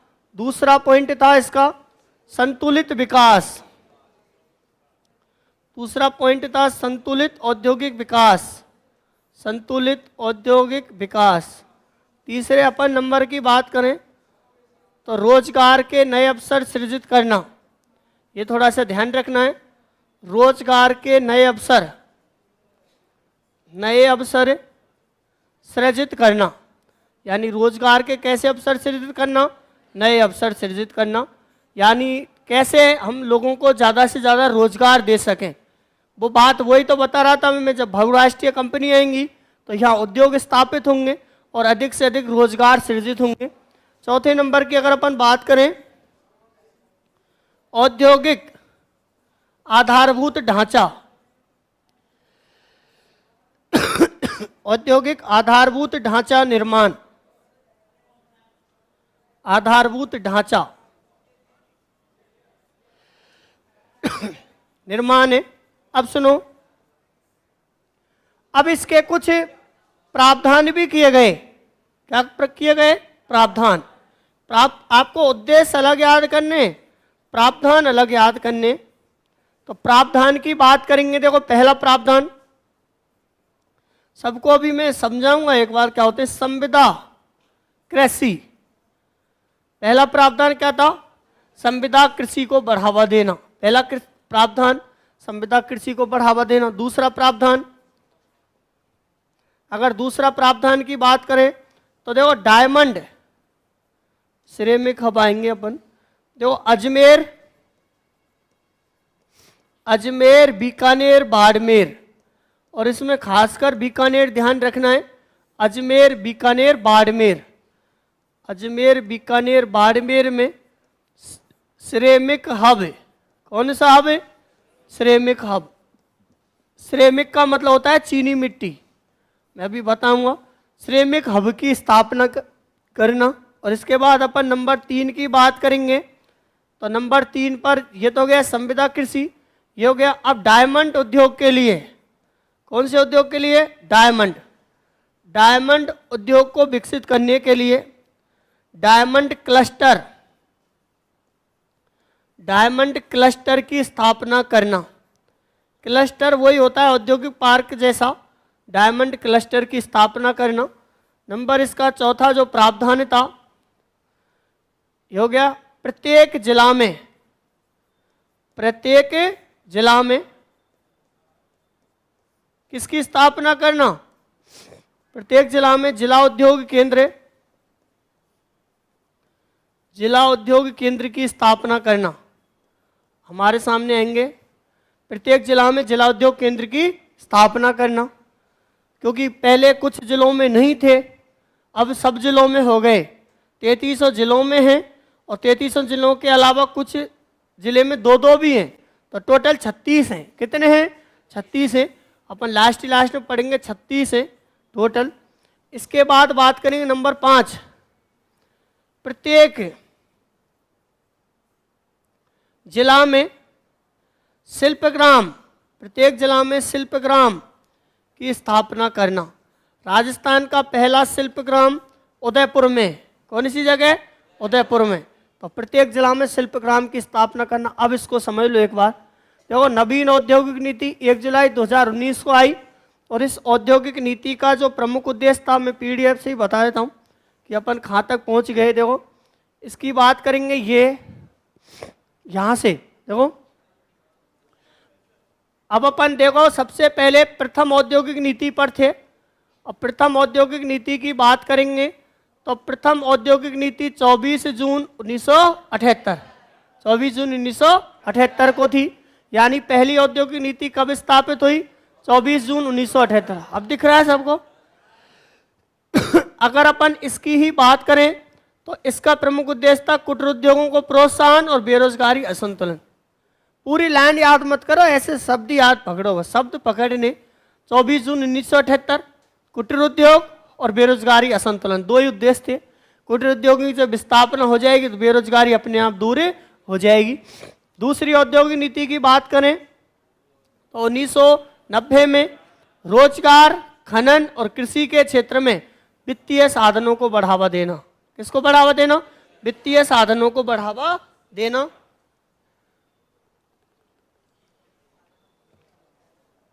वित्तीय साधन का मतलब होता है पैसा। वित्तीय साधनों का मतलब क्या होता है? अभी हमारे सामने एक संस्था है कि जिसका नाम है आरएफसी। संस्था का नाम क्या है? आरएफसी। आरएफसी का मतलब होता है राजस्थान वित्त निगम। उद्योगों के लिए वो लोन देगी अल्पकालिक। तीसरी औद्योगिक नीति है 1994 में। देखो, तीव्र औद्योगिक विकास, रोजगार के अवसर, इसमें से मैं मोस्ट लगा देता हूँ आपको। और ये खादी, ग्रामोद्योग, हथकरघा, दस्तकारी, लघु उद्योगों को बढ़ावा देना। आपसे पूछेगा तीसरी औद्योगिक नीति का प्रमुख उद्देश्य, तो बहुत तेजी से तो औद्योगिक विकास करना। रोजगार के, जब औद्योगिक विकास हो जाएगा तो रोजगार के अवसर अपने आप बढ़ जाएंगे। और निजीकरण को बढ़ावा देना। निजीकरण, ज़्यादा से ज़्यादा निजीकरण बढ़ावा देना, सरकारी नहीं। सरकारी फैक्ट्रियाँ ज़्यादा सक्सेस नहीं होती, सरकारी फैक्ट्रियों पर ताला लग जाते हैं। क्यों लग जाते हैं? कि कोई रोबा राखा नहीं होता। क्या नहीं होता? बाहर जो सब कर्मचारी हैं वो नवाब बन जाते हैं और अधिकारी चपरासी बन जाते हैं। क्या बन जाते हैं? चपरासी बन जाते हैं। वहाँ उल्टा सिस्टम हो जाता है। जो चतुर्थ श्रेणी है वो मजदूर हैं, वो तो कुर्सियों पे आराम फरमाएंगे और अधिकारी फिर उनके लिए चाय पानी लाएंगे, क्योंकि फिर वही हो जाएगा सिस्टम। सिमको क्यों बंद हुई? सिमको सरकारी थी भरतपुर, क्योंकि भरतपुर के जाट महाराजा से कम नहीं है। भरतपुर के जाट अपने आप में महाराजा विश्वेंद्र सिंह है। हाँ, क्योंकि मैं भरतपुर से काफ़ी जुड़ा हुआ हूँ, भरतपुर में क्लास भी लेता हूँ। फिर भरतपुर एमएसजे से मेरी एजुकेशन हुई। महारानी श्रीमती जया कॉलेज जो अंग्रेजों के ज़माने का कॉलेज है, आजकल वो यूनिवर्सिटी हो गई, सूरजमल विश्वविद्यालय। तो वहाँ के जाट है ना, महाराजा विश्वेंद्र सिंह है सभी अपने आप में। वो सिंसिनवार है, जिनका गोत्र सिंसिनवार है ना, वो सब महाराजा हैं। वो जनरल में आते हैं, उनके लिए रिजर्वेशन नहीं है। क्योंकि वो सब महाराजा के परिवार के हैं, तो वो काम करते थे उसमें, उनकी ड्यूटी थी, उनकी क्या थी, तो वो काम कहाँ करते थे, वो तो बैठते थे और तनख्वाह फ्री में ले जाते थे। सरकार ने सोचा ऐसी कौन सी फैक्ट्री जहाँ से उत्पादन ही नहीं हो रहा है और तनख्वाह दे ही रहे हैं, तो सिमको पर रोक लगा दी गई। क्या लगा दी गई? रोक लगा दी गई। तो ये कारण था, तभी तो प्राइवेट सेक्टर को बढ़ावा दे रहे हैं मोदी जी, क्योंकि प्राइवेट सेक्टर में तो क्या होता है, आप काम करेंगे तो ठीक है, नहीं करेंगे तो बाहर कर दिए जाएंगे। तो देखो, तीव्र औद्योगिक विकास, रोजगार के अवसरों में वृद्धि और निजीकरण सबसे इंपॉर्टेंट है। और देखो ये खादी, ग्रामोद्योग, हथकरघा यानी बुनाई वाले, दस्तकार कोई चित्रकार, आशी जैसे छोटे छोटे उद्योगों को बढ़ावा दे, सब कुटीर उद्योग में आते हैं। किस में आते हैं? जैसे दस्तकार, कागज की थैली बनाने वाला दस्तकार ही तो होता है, ये सब कुटीर उद्योग में आते हैं। चौथी औद्योगिक नीति 1998, नाम याद करना है। पांचवी जो औद्योगिक नीति की बात करें, राजस्थान उद्योग निवेश एवं संवर्धन, शॉर्ट में याद कर लेना, निवेश एवं संवर्धन उद्योग। नवीन सूक्ष्म लघु मध्यम, एम कर लो इसको, MSME, एन कर रखा है, MSME कर लेना घर पे जब जाएं तो, क्योंकि ये पॉलिसी कौन सी है, MSME। यानी अगर अपन बात करें macro small middle industries, macro small middle industries या नवीन सूक्ष्म लघु मध्यम उद्योग नीति 2015। अब सुनेंगे आगे, जो नवीन औद्योगिक विकास नीति 1 जुलाई 2019 को जारी हुई। इसके प्रावधान में अभी लिखाए थे, सतत एवं पर्यावरण अनुकूल औद्योगिक विकास, आधारभूत ढांचा निर्माण, संतुलित औद्योगिक विकास, रोजगार के नए अवसर सृजित करना। ऐसा विकास करना जिससे पर्यावरण को नुकसान नहीं पहुंचे, वो सतत और पर्यावरण अनुकूल होता है। संविदा खेती क्या होती है? कॉन्ट्रैक्ट कृषि। संविदा खेती क्या होती है? यानी किसानों को ऋण उपलब्ध कराना और उनसे ऐसी खेती करवाना जो कच्चे माल उपलब्ध कराती हों। उद्योगों के लिए क्या उपलब्ध कराती हों? कच्चे माल, और बिना किसी रासायनिक उर्वरकों की खेती करवाना, जिसे जैविक कृषि कहते हैं। राजस्थान में सर्वप्रथम जैविक कृषि की शुरुआत डूंगरपुर जिले से हुई है। कौन से जिले से हुई है? इसके बाद देखो 3 जिले हमारे पास, अजमेर, बीकानेर, बाड़मेर। इन तीनों में श्रमिक हब की स्थापना हुई है। किसकी स्थापना हुई है? श्रमिक हब की स्थापना हुई है। अब इस श्रमिक हब क्या होता है, अगर अपन देखें, श्रमिक हब का मतलब होता है चीनी मिट्टी। श्रमिक चीनी मिट्टी, श्रमिक क्या होता है? चीनी मिट्टी। एक अपन देखें खनिज होता है चीनी मिट्टी, और चीनी मिट्टी को अपन कहते हैं श्रमिक। चीनी मिट्टी को अपन क्या कहते हैं? श्रमिक। यानी चीनी मिट्टी के बर्तन बनाना, चीनी मिट्टी के कोई भी छोटे मोटे वो बनाना, सौंदर्य प्रसाधन जैसे सामग्री होती है, सौंदर्य प्रसाधन नहीं, घर में रखने की सामग्री, मूर्ति बनाना मिट्टी की तो होती है, जैसे लक्ष्मी गणेश की दीपावली पे काफ़ी बिकी थी। और भी कोई मूर्ति होंगी, चाय के कप, चाय के कप वो आते हैं, डिस्पोजल वाले नहीं, वो तो कागज़ के हैं, घरों में जिनमें चाय मिलती है वो आते हैं। तो अपन बात करेंगे अजमेर, बीकानेर, बाड़मेर में श्रमिक हब की स्थापना करना। डायमंड, डायमंड का मतलब होता है हीरा। डायमंड उद्योग, डायमंड उद्योग ऐसे नहीं कि यहाँ राजस्थान में कहीं डायमंड मिलता हो, बाहर से डायमंड लाए जाते हैं, फिर उनको कोई पिरोया जाता है, उनको सेट किया जाता है किसी जगह पर। तो ऐसे छोटे मोटे उद्योग लगाना। अब आगे देखेंगे डेडिकेटेड क्लस्टर, प्रत्येक जिले में शिल्पग्राम। शिल्पग्राम क्या होता है मैं आपको बताऊं। अगर आप छोटी क्लासों की सामाजिक ज्ञान पढ़ें तो उदयपुर का एक गांव है, समझ गए, छोटी 5वीं 6वीं की सामाजिक या पर्यावरण अध्ययन में मिल जाएगा, एक गांव है, वो मेरे को अभी ध्यान नहीं आ रहा है। और उस गांव में राजस्थान का पहला शिल्पग्राम स्थापित किया था, राजस्थान का पहला शिल्पग्राम स्थापित किया था।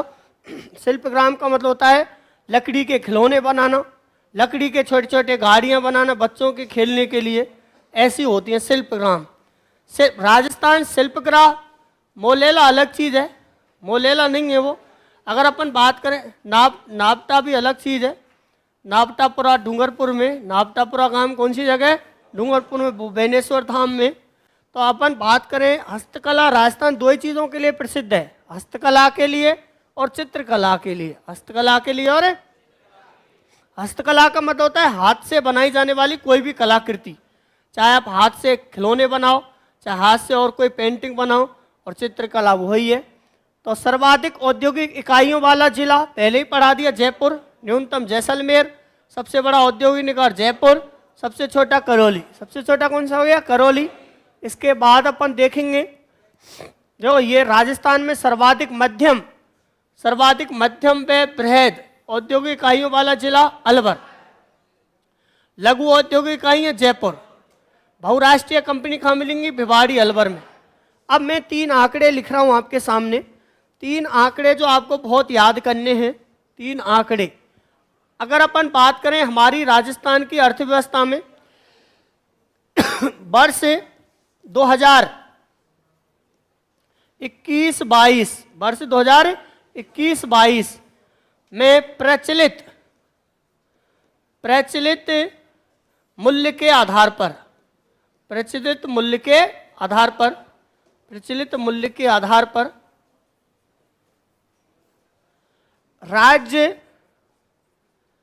राज्य सकल मूल्यवर्धन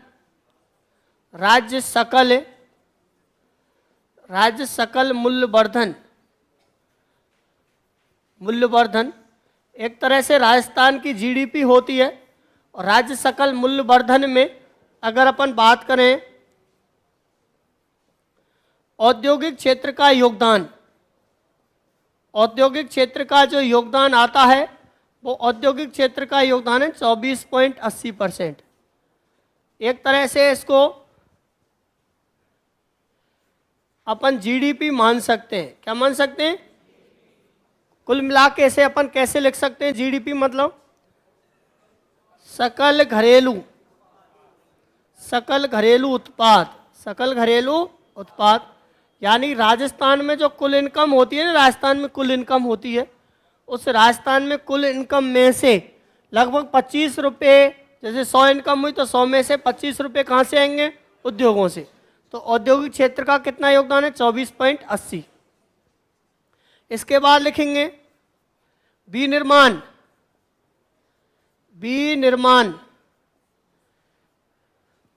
अगर अपन बात करें विनिर्माण क्षेत्र का योगदान, विनिर्माण का मतलब क्या होता है? पुनः निर्माण। विनिर्माण का मतलब क्या होता है? जहां पर कच्चे माल से तैयार वस्तुएं तैयार की जाती हैं, उन्हें प्रसंस्कृत की जाती हैं। विनिर्माण का योगदान कितना था? अगर अपन बात करें 931 यानी 9.31%, 9.31%। इसके बाद अपन बात करें खनिज क्षेत्र। खनिज क्षेत्रों से जो योगदान होता है वो 416 का मतलब 4.16%। 4 पॉइंट है, तो आपको ध्यान रखना है। और इधर मैं दिखा देता हूँ पीडीएफ में। देखो पीडीएफ में अगर अपन देखेंगे, ये रहा, देखो राजस्थान के सकल राज्य मूल्यवर्धन यानी जीडीपी में औद्योगिक क्षेत्र का योगदान क्या होता है? 24.80। इसके बाद विनिर्माण का 9.31, खनन क्षेत्र का 4.15। यानी इसका मतलब होता है ग्रॉस स्टेट वैल्यू एग्रीमेंट। मतलब अलग होता है। ये का मतलब वर्धन अपन समझ सकते हैं। हालांकि इसको अपन वर्तमान में इस प्रयोग में लेते हैं जीडीपी में। वर्तमान में इसके संदर्भ में क्या शब्द आ गया? जीडीपी। और जीडीपी की फुल फॉर्म होती है ग्रॉस डोमेस्टिक प्रोडक्ट, यानी सकल घरेलू उत्पाद। इसकी जो प्रोडक्ट होती है वो होती है सकल घरेलू उत्पाद। अब सुनो, अब आपके सामने 4 चीज और दिख रही हैं। राजस्थान, ये पूछा गया प्रश्न है, राजस्थान कौन कौन सी वस्तुओं का निर्यात करता है? आयात तो बहुत चीज़ों का करेंगे अपन, निर्यात की बात करें कि राजस्थान से सर्वाधिक निर्यात होने वाली वस्तुएं कौन कौन सी हैं, तो राजस्थान से सर्वाधिक निर्यात होने वाली जो वस्तु है अभियांत्रिकी वस्तु। कौन सी है? अभियांत्रिक। तुम कहीं टेक्नोलॉजी मत करते ना, टेक्नोलॉजी कहाँ राजस्थान के पास जो निर्यात करेगा? अभियांत्रिकी वस्तु करेगा। क्या करेगा? अभियांत्रिकी वस्तु। और अभियांत्रिकी वस्तु की अगर अपन बात करें, अभियांत्रिकी वस्तु क्या होती है? टेक्नोलॉजी से जो प्रोडक्ट बनते हैं, जैसे जापान में बहुत सा, जापान की जो टेक्नोलॉजी है वो सब अलवर में आ गई। कहाँ पर आ गई? अलवर में आ गई जापान की सब टेक्नोलॉजी। और जापान की जब सब टेक्नोलॉजी अलवर में आ गई तो अलवर में टेक्नोलॉजी की वस्तुएं बन रही हैं, तो उन्हें अपन कहेंगे अभियांत्रिकी वस्तुएं। प्रोडक्ट यहाँ बनवाती हैं कंपनियाँ। क्या बनवाती हैं? प्रोडक्ट। क्यों? क्योंकि विदेशों में मजदूरों की कमी है। मजदूर तो भारत और चीन में ही मिलेंगे, दो जगह। कहाँ मिलेंगे? भारत और चीन में मिलेंगे। और देशों में जनसंख्या बहुत कम है, जनसंख्या स्थिर है, वहाँ ना बढ़ रही ना घट रही। तो और देशों की जो विकसित देश हैं, पैसे वाले देश हैं, वो अपने उद्योग यहाँ लगाते हैं, यहाँ से पार्ट्स बनाते हैं। केवल क्या बनवाते हैं? पार्ट्स। उन पार्ट्सों को ले जाते हैं और अपने देश में जाकर के फिर उनसे सामग्री बनाते हैं। जैसे मारुति कार, और वो विदेश में बनती है, फिर वहाँ से यहाँ भी ट्रांसफ़र होती हैं। तो अभियांत्रिकी वस्तु सबसे ज़्यादा राजस्थान से निर्यात होती हैं। दूसरे नंबर पर कपड़ा, कपड़ा के लिए फेमस है। हस्तशिल्प, खासकर हस्तशिल्प के लिए फेमस है राजस्थान। जितने भी अंग्रेज आते हैं सब हस्तशिल्प की वस्तुएं ले जाते हैं। हस्तशिल्प का मतलब है चीनी मिट्टी के बर्तन, मूर्ति, इसके अलावा कुछ छोटे मोटे घोड़े, कुत्ते और वो और मिलते हैं उधर, हाँ, बच्चों के खिलौने के लिए, प्लास्टिक के। इसके अलावा मूढ़ी भी मिलती हैं बैठने की, छोटे छोटे से। और छोटे छोटे से वे बहुत सारी मूर्तियाँ बनाते हैं। क्या बनाते हैं? मूर्तियाँ। वो फेमस है। हस्तकला में बहुत सारी चीज़ आती हैं। और जवाहरात और आभूषण, ये से अपन नक्काशी कह सकते हैं। क्या कह सकते हैं? नक्काशी। राजस्थान में नक्काशी का काम बहुत ज़्यादा होता है हाथ से। जवाहरात और आभूषण, सुनारों की कोई कमी नहीं है। इसके बाद धातु। इसके बाद क्या करें अपन? धातु। धातु से भी राजस्थान निर्यात कर देता है। राजस्थान का सबसे ज़्यादा निर्यात अमेरिका को होता है। कौन से देश को करता है? राजस्थान के बाद जितनी भी वस्तु बनती हैं सब वस्तुओं को राजस्थान अमेरिका के लिए बेच देता है। अब भारत का जो कुल निर्यात व्यापार होता है, ऐसे आंकड़े याद करने ही, मैं आंकड़े याद कराने के लिए तो दिखा रहा हूँ आपको। भारत का जो कुल निर्यात व्यापार होता है उसमें राजस्थान का कितना योगदान है? 2.21। कितना है? ये लाइन याद करने की है, 2.21। इकोनॉमिक्स में ज़्यादा से ज़्यादा आंकड़े पूछेंगे। भारत का कुल निर्यात व्यापार होता है, जैसे भारत ने मान लिया 100 रुपये का निर्यात किया, कितने का किया? तो 100 में से राजस्थान के हिस्सा में कितने आएंगे? 2.21। तो राजस्थान से तो बहुत कम होता है निर्यात। क्या होता है? बहुत कम निर्यात होता है। 2.21, 2.21 है। सर्वाधिक निर्यात उससे आएगा कर्नाटक। कर्नाटक में सबसे ज़्यादा बहुराष्ट्रीय कंपनी किसमें है? इसके बाद देखो, सूक्ष्म लघु व मध्यम उद्योग विकास है। ये तो राजस्थान तो पहली लाइन पढ़ी, पिछड़ा राज्य है। कैसा है? पर जो कुछ होता है वो पढ़ रहे हैं अपन, ठीक है। जब बाकी यहाँ अभियांत्रिकी वस्तु भी ज़्यादा नहीं बनती, यहाँ कपड़ा भी ज़्यादा नहीं बनता। कपड़ा के लिए सूरत फेमस है, अहमदाबाद फेमस है, मुंबई फेमस है, भारत का मैनचेस्टर अहमदाबाद। पर जो कुछ बनता है उससे अपन काम चला रहे, जब तो इतना सा योगदान है 2.21। यानी अगर भारत 100 रुपये का चीज़ बेचेगा, 100 रुपये की कोई भी वस्तु बेचेगा, तो उसमें से राजस्थान के हिस्सा में 2.5 रुपया ही आएंगे। कितने आएंगे? 2.25 ही आएंगे, 2.5 भी नहीं आएंगे, 2.25 रुपये ही आएंगे। समझ गए? अब देखो, एक उद्योग है, एक अधिनियम ध्यान रखना है, सूक्ष्म लघु व मध्यम उद्योग विकास अधिनियम। इसको अपन शॉर्ट में कह सकते हैं MSE, विकास अधिनियम। MSE विकास अधिनियम, इनकी फुल फॉर्म याद करनी है। MSE विकास अधिनियम, आराम से देखते रहो, मैं इधर खड़ा हूं, भले कोई दिक्कत नहीं। MSE विकास अधिनियम, अगर अपन बात करें तो इधर पढ़ रहे MSE विकास अधिनियम। MSE विकास अधिनियम 2 अक्टूबर 2006 में चलाया गया। कब बनाया गया? 2 अक्टूबर 2006 में बनाया गया। आपसे पूछेगा औद्योगिकी की जगह उद्यम शब्द कब बनाया गया? इसमें उद्योग शब्द को हटा दिया, उद्यम लगा दिया।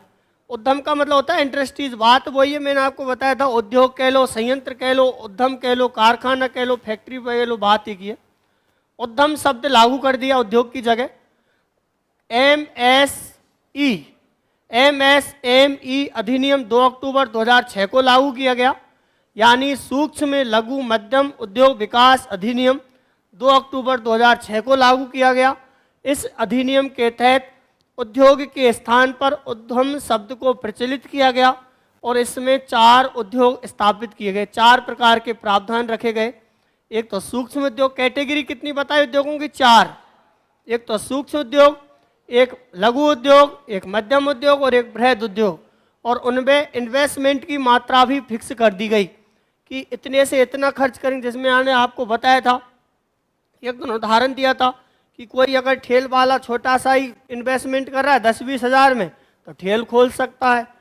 50-1 लाख से कर सकता है तो जोधपुरी मिष्ठान भंडार खोल सकता है।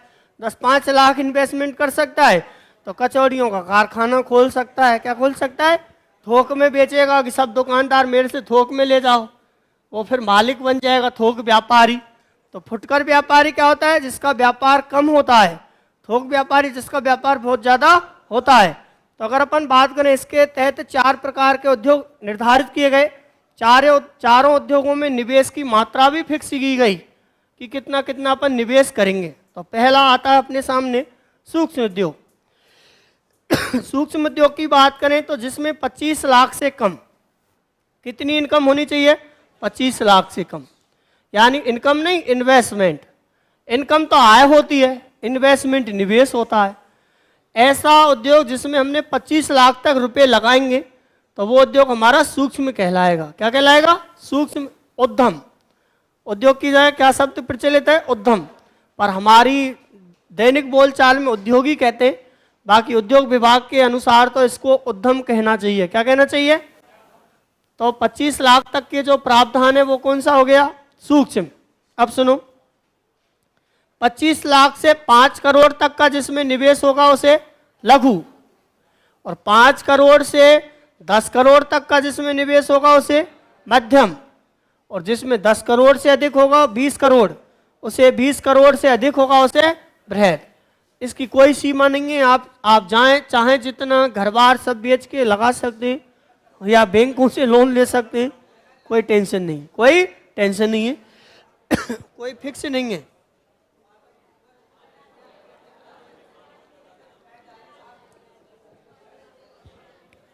अरे मैंने छोटा सा एग्जाम्पल दिया है, बाकी जितने बिजनेसमैन होते हैं उन्होंने सब बैंक खाली कर रखी है।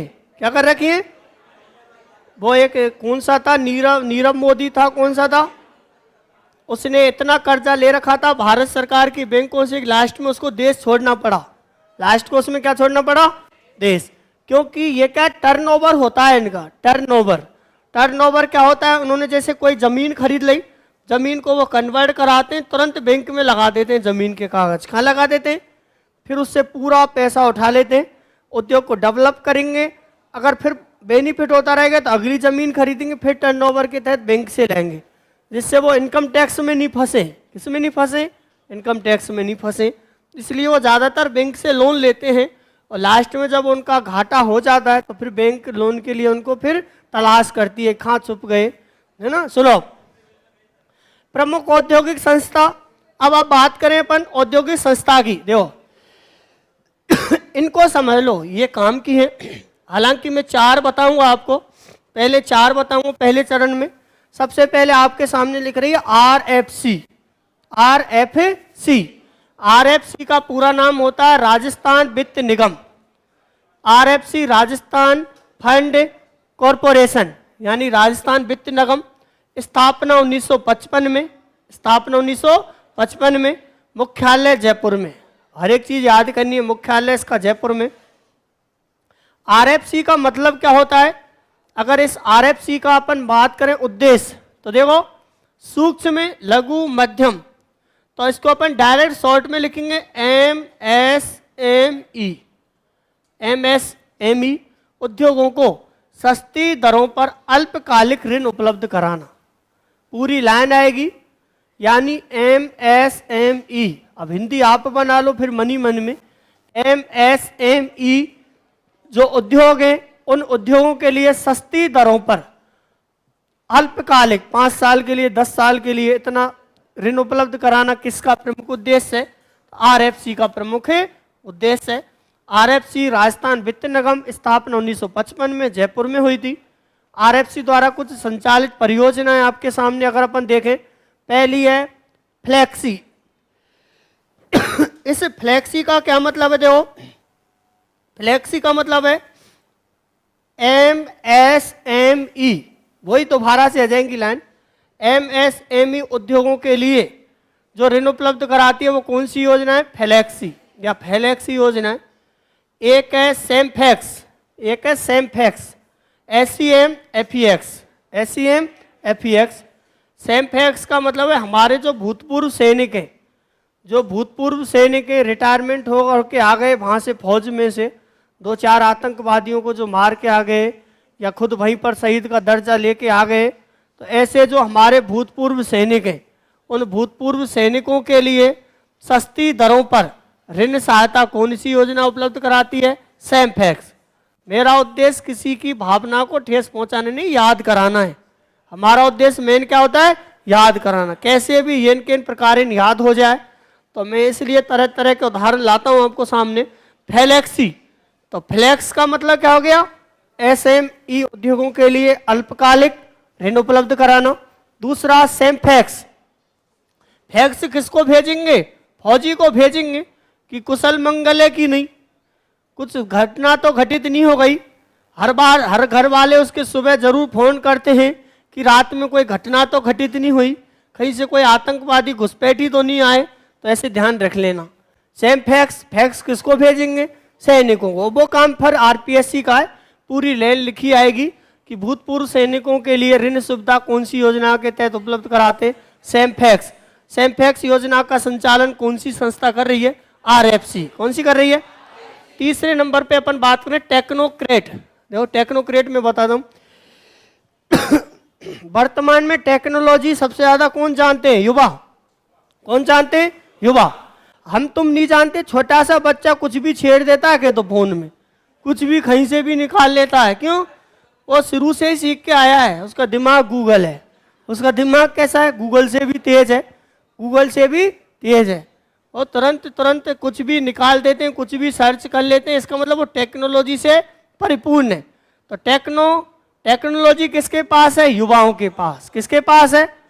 तो टेक्नोक्रेट योजना का प्रमुख उद्देश्य जो बेरोजगार युवा भाई हैं, मोदी के जो भाई बहन हैं, बेरोजगार युवा भाई बहनों, समझ गए? भाई और बहनों सबसे पहले संबोधन यही होता है उनका। तो अगर अपन देखें, हमें वो मेरा मेन उद्देश्य याद कराना है। मैंने कहा किसी को ठेस पहुंचाना नहीं, मैं पहले बात यही लाइन लिख देता हूं, किसी की भावना को ठेस नहीं पहुंचे। हर नाटक में भी लिखा रहता है। मैं कांग्रेस की भी कभी बुराई कर देता हूं, मोदी की क्यों? कि ये किसी के काम के नहीं है, समझिए। तो अपन बात करें जो बेरोजगार भाई हमारे पास, उनके पास होती है टेक्नोलॉजी। क्या होती है? लेकिन वो बेरोजगार रहते हैं तो उनको हम रोजगार के लिए ऋण उपलब्ध कराएंगे। क्या लगाएंगे? ऋण उपलब्ध कराएंगे। तो पहली योजना हुई कौन सी? फ्लेक्सी।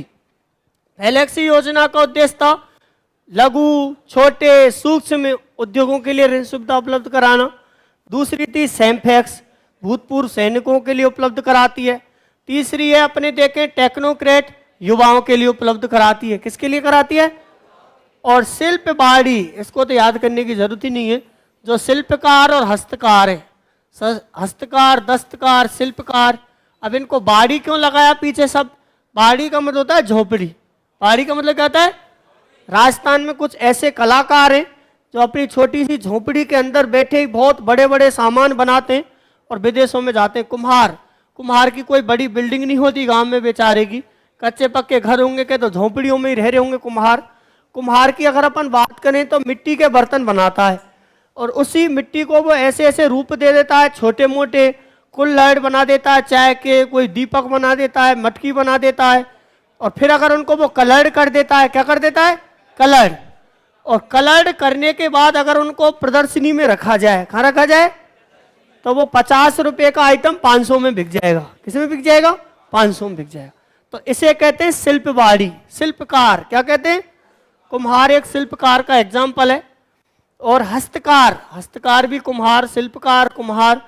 तो मिट्टी के बर्तन बना रहे हैं जितने भी कारीगर, उनके लिए योजना चलाई शिल्पबाड़ी योजना। अगर उनको ऋण की जरूरत पड़े तो RFC देती है शिल्पबाड़ी योजना के तहत।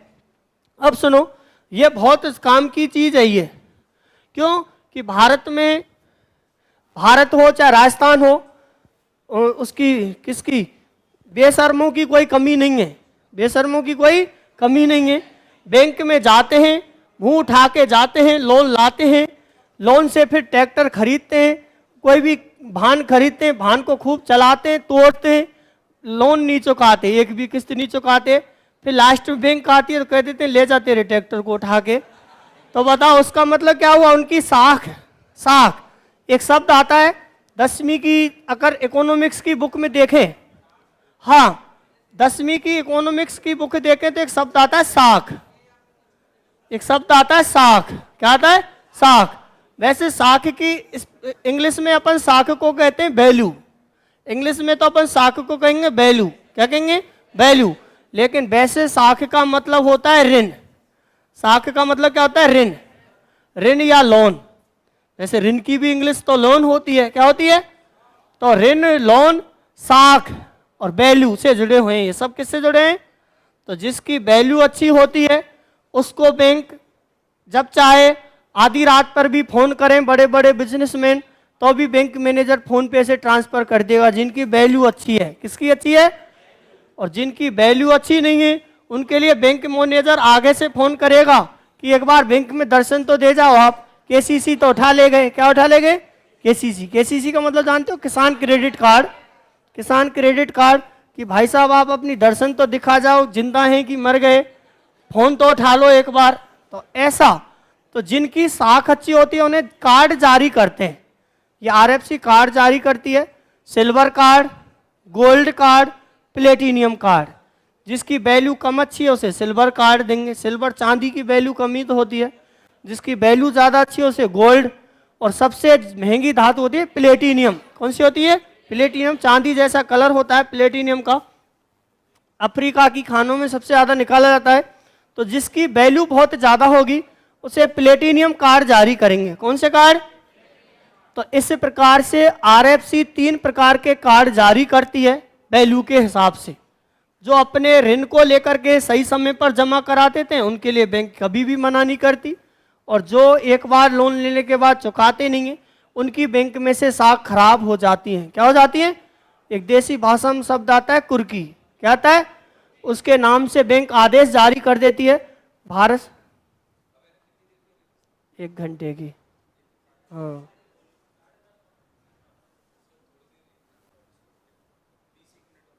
20 मिनट ही। कितना बजे?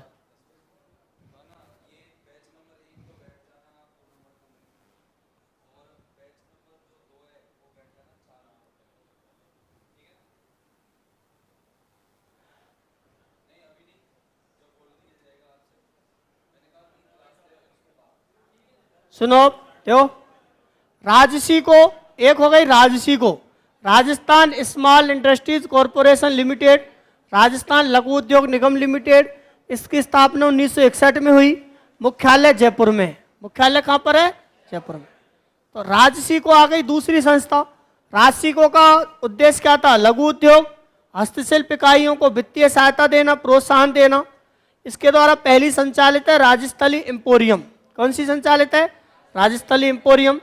दूसरी है एयर कार्गो कॉम्प्लेक्स। तीसरी है निर्यात संवर्धन औद्योगिक पार्क। ये पीछे भी पढ़ेंगे। राजस्थली एम्पोरियम क्या होता है? राजस्थली एम्पोरियम होता है हस्तशिल्प वस्तुओं को खरीदना और उन्हें बेचना। और एयर कार्गो कॉम्प्लेक्स क्या होता है? हस्तशिल्प की जो वस्तुएं उन्हें विदेशों में भेजना। कहां पर भेजना? विदेशों में भेजना। ये होता है। अब इसमें अगले नंबर पे देखेंगे, देखो अभी इनको यहां मत पढ़ो। 3 प्रकार के ईपीपी पार्क कहेंगे। कुछ तो वैसी संस्थाएं जिनको मैं बोल के बताऊंगा, समझाने का टॉपिक तो वो थे मेरे। सुनो अब देखो, देखो आपको ये याद करने पड़ेंगे। हाँ देखो मैं आपको बता देता हूं। देखो भारत में 3 ईपीपी पार्क स्थापित किए गए हैं। ईपीपी, ईपीआईपी, ईपीआईपी स्थापित पार्क किए गए 3, जिसमें पहला है सीतापुरा जयपुर, 1997 बोरनाड़ा जोधपुर, नीमराना। इसमें ये मिसप्रिंट लिख रहा है, इसमें अपन देखेंगे तो नीमराना अलवर में है। ये 3 औद्योगिक संवर्धन निवेश पार्क हैं। औद्योगिक संवर्धन निवेश पार्क हैं। इसमें ये हमारे यहाँ पर भी आएंगे, देखो इसमें भी आएंगे। औद्योगिक संवर्धन निवेश पार्क इधर अपन देखें लास्ट इस पेज पे देखो ये रहे, यहाँ पर ये रहे निर्यात, देखो EPIP निर्यात संवर्धन औद्योगिक park, export promotion industries park. जो चीज इंपॉर्टेंट है वो ध्यान रखनी है। आपसे पूछेगा राजस्थान में कितने औद्योगिक निर्यात संवर्धन पार्क हैं, तो 3 हैं। कितने हैं? पहला है सीतापुरा जयपुर में, दूसरा है बोरनाड़ा जोधपुर में, तीसरा है नीमराना अलवर में। सीतापुरा जयपुर के 2 हैं, एक है जेम्स एंड ज्वेलरी का और एक सूचना प्रौद्योगिकी का। तो राजस्थान में निर्यात संवर्धन के 3 पार्क हैं जहां पर वस्तुएं इकट्ठी होती हैं और फिर वहां से बेचने के लिए ले जाया जाता है। तो ऐसे 3 हैं। एक तो है सीतापुरा जयपुर में जो सबसे पहले स्थापित हुआ था 1997 में, भारत का पहला निवेश एवं औद्योगिक संवर्धन पार्क है। दूसरा है बोरनाड़ा जोधपुर में, तीसरा है नीमराना अलवर में। तीसरा कौन सा है? नीमराना अलवर में। अब सुनो इसमें देखो, इसके बाद मैं आपको बात बताऊं इसमें देखो मयूर, आप तो ये ध्यान रखना बीड़ी बनाने का कारखाना कहां पर है? टोंक में। बीड़ी टोंक में ही बनाई जाएगी। और उस्ता कला बीकानेर की, उस्ता कला कहां की फेमस है? बीकानेर की। ये थोड़े से हस्तकला के थे। फड़ चित्रकला शाहपुरा भीलवाड़ा में, ये सब पढ़ रखे हैं आपने। कोटा बूंदी चित्रकला कोटा की कोटा में प्रशिक्षण केंद्र है। मारवाड़ जब शब्द आ जाए तो Jodhpur. Centre for would technology, हमारे राजस्थान में एक IIT की स्थापना की है जोधपुर में। IIT कहां पर है? उस IIT में ये केंद्र प्रशिक्षण चलता है, सेंटर फॉर वुड टेक्नोलॉजी एवं डिजाइन, जोधपुर का फेमस है। एक तीसरी सबसे इंपॉर्टेंट संस्था रीको। रीको का पहले तो पूरा नाम याद रखना। देखो राजस्थान, आप 15-20 मिनट सुन लो शांति से इनको, क्योंकि समझने की चीज मैंने समझा दी, अभी याद करने की है। R का मतलब हो गया राजस्थान, और स्टेट साथ में आएगा। स्टेट क्या आएगा? साथ में आएगा। I का मतलब हो गया इंडस्ट्रियल डेवलपमेंट, ये दोनों शब्द साथ में आएंगे। एक I का मतलब हो गया इन्वेस्टमेंट और CO का मतलब हो गया कॉरपोरेशन। मैं आपको थोड़ी सी इसकी कहानी सुना देता हूं, कहानी से जल्दी याद हो जाएगा। देखो रीको राजस्थान राज्य औद्योगिक, पूरा नाम विकास एवं विनियोजन निगम लिमिटेड। राजस्थान राज्य औद्योगिक विकास एवं विनियोजन निगम लिमिटेड, इसकी स्थापना 1980 में हुई। कब हुई? 1980 में हुई। लेकिन पहले हमारे पास एक संस्था थी RSIMDC, हमारे पास एक संस्था थी RSIMDC। RSIMDC का मतलब क्या होता है? राजस्थान राज्य उद्योग एवं खनिज विकास लिमिटेड। राजस्थान राज्य उद्योग एवं खनिज विकास लिमिटेड एक संस्था थी RSIMDC। RSIMDC की स्थापना 1969 में हुई, लेकिन 1969 के बाद यह 1979 तक चली। 1979 में इस RSIMDC में से मिनरल को हटा दिया गया। किसको हटा दिया गया? मिनरल को हटा दिया गया, यानी खनिज विभाग अलग बन गया। तो खनिज विभाग अलग होने के बाद 1980 में इसका नया नाम रख दिया रीको। क्या रख दिया? नया नाम रीको रख दिया। रीको का पूरा नाम राजस्थान राज्य औद्योगिक विकास एवं विनियोजन निगम लिमिटेड है। राजस्थान में औद्योगिक विकास को सर्वाधिक गति देने वाली संस्था कौन सी है? रीको। देखो अपने हमने सबसे पहले पढ़ा था, कौन सी संस्था पढ़ी थी इससे पहले? RFC तो देती है सूक्ष्म लघु और मध्यम उद्योगों के लिए ऋण देती है, और ये देती है लघु मध्यम और बृहद। लघु मध्यम और बृहद ध्यान रखना है। अल्पकालिक और दीर्घकालिक दोनों ही प्रकार के लोन देती है, चाहे 1 साल का ले लो चाहे 50 साल का ले लो, ये थोड़ा सा ध्यान रखना है। RFC तो देती है अल्पकालिक लोन, क्या देती है? और केवल किसको देगी? MSME को। MSME का मतलब सूक्ष्म मध्यम और लघु के लिए देगी। और ये जो संस्था है रीको देगी दीर्घकालिक लोन, और किसके लिए देगी? दीर्घकालिक लघु मध्यम और बृहद उद्योगों के लिए देगी। अब सुनो, एक संस्था है रूडा। कौन सी संस्था है? Rural non farm agriculture development agency. यानी रूरल का मतलब होता है ग्रामीण, नॉन का मतलब होता है गैर, एग्रीकल्चर का मतलब कृषि, और डेवलपमेंट विकास एजेंसी 1995 में स्थापित जयपुर में। राजस्थान ग्रामीण गैर कृषि विकास एजेंसी या ग्रामीण गैर कृषि विकास एजेंसी। अब जो गैर कृषि विकास है इसका मतलब क्या हो गया, कृषि के अलावा जो दूसरे कार्य हैं उनमें रोजगार देना। कृषि से तो रोजगार पाएंगे ही गांवों में, गांवों में कृषि के अलावा ऐसे कौन सी चीज चलाई जाए जिनसे रोजगार मिल सके। तो एक तो स्वरोजगार के अवसर बढ़ाना और एक अगर हस्तशिल्प और दस्तकारी का प्रशिक्षण देना। पहले में तो हो गया रोजगार प्रशिक्षण, जैसे मधुमक्खी पालन, मछली पालन, गैर कृषि कार्य हैं ये। दूसरे के अलावा हस्तशिल्प और दस्तकारी का प्रशिक्षण देना। दस्तकारी वही होती है चित्रकार, जैसे किसी कपड़े पर गोटा लगाना, ऐसे चित्र दस्तकार होते हैं।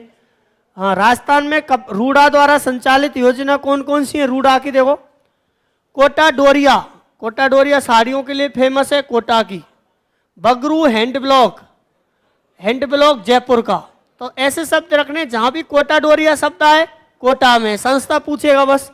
बगरू हैंड ब्लॉक जयपुर की। गोगुंदा टेराकोटा उदयपुर। बिलू पॉटरी जयपुर की है। कृपाल सिंह शेखावत इसके चित्रकार हैं। चर्म क्लस्टर चमड़ा का जो केंद्र है बांसुर अलवर में। एक ये संस्था देखो जो इंपॉर्टेंट है, राजस्थान खादी व ग्रामोद्योग बोर्ड। बस ध्यान रखना कब स्थापित किया गया, 1955 में। उद्देश्य कोई ध्यान देंगे जयपुर में है। आपसे ऐसे पूछेगा राजस्थान उद्देश्य तो मैंने आपको लिखा दिए, बस उद्देश्य तो ऊपर वाली के ध्यान रखने। आपसे ऐसे पूछेगा राजस्थान खादी एवं ग्रामोद्योग बोर्ड की स्थापना कब हुई, तो 1955 में हुई। इसका मुख्यालय कहाँ पर है, तो जयपुर में। ठीक है, राजसिको का मुख्यालय भी जयपुर में, आरएफसी का मुख्यालय भी जयपुर में और रूडा का मुख्यालय भी जयपुर में है और खादी ग्रामोद्योग का मुख्यालय भी जयपुर में है। अब देखेंगे राजस्थान राज्य सहकारी बुनकर संघ अगस्त 1957 में, और ये भी जयपुर में है। ये कौन सी जगह है, बुनकरों का संघ है। राजस्थान राज्य कृषि विपणन बोर्ड 1974 जयपुर में। ये आपको याद करना है, राजस्थान राज्य कृषि विपणन बोर्ड की स्थापना कब की गई, 1974 में। ऑपरेशन फ्लड कार्यक्रम श्वेत क्रांति भी 1974 में ही आई थी। राजस्थान राज्य कृषि विपणन बोर्ड, और ये कृषि मंडियों पर निगरानी रखता है। राजस्थान में जैसे ये कृषि मंडी है पीछे, जितनी भी कृषि मंडियों की स्थापना करता है कौन करता है, कृषि विपणन बोर्ड। मुख्यालय कहाँ पर है, जयपुर में, 1974 में स्थापित। अब देखो इसमें से ऊपर वाली नहीं है मोस्ट, आपको ये हथकरघा वाली मोस्ट है। राजस्थान राज्य हथकरघा विकास निगम जयपुर में।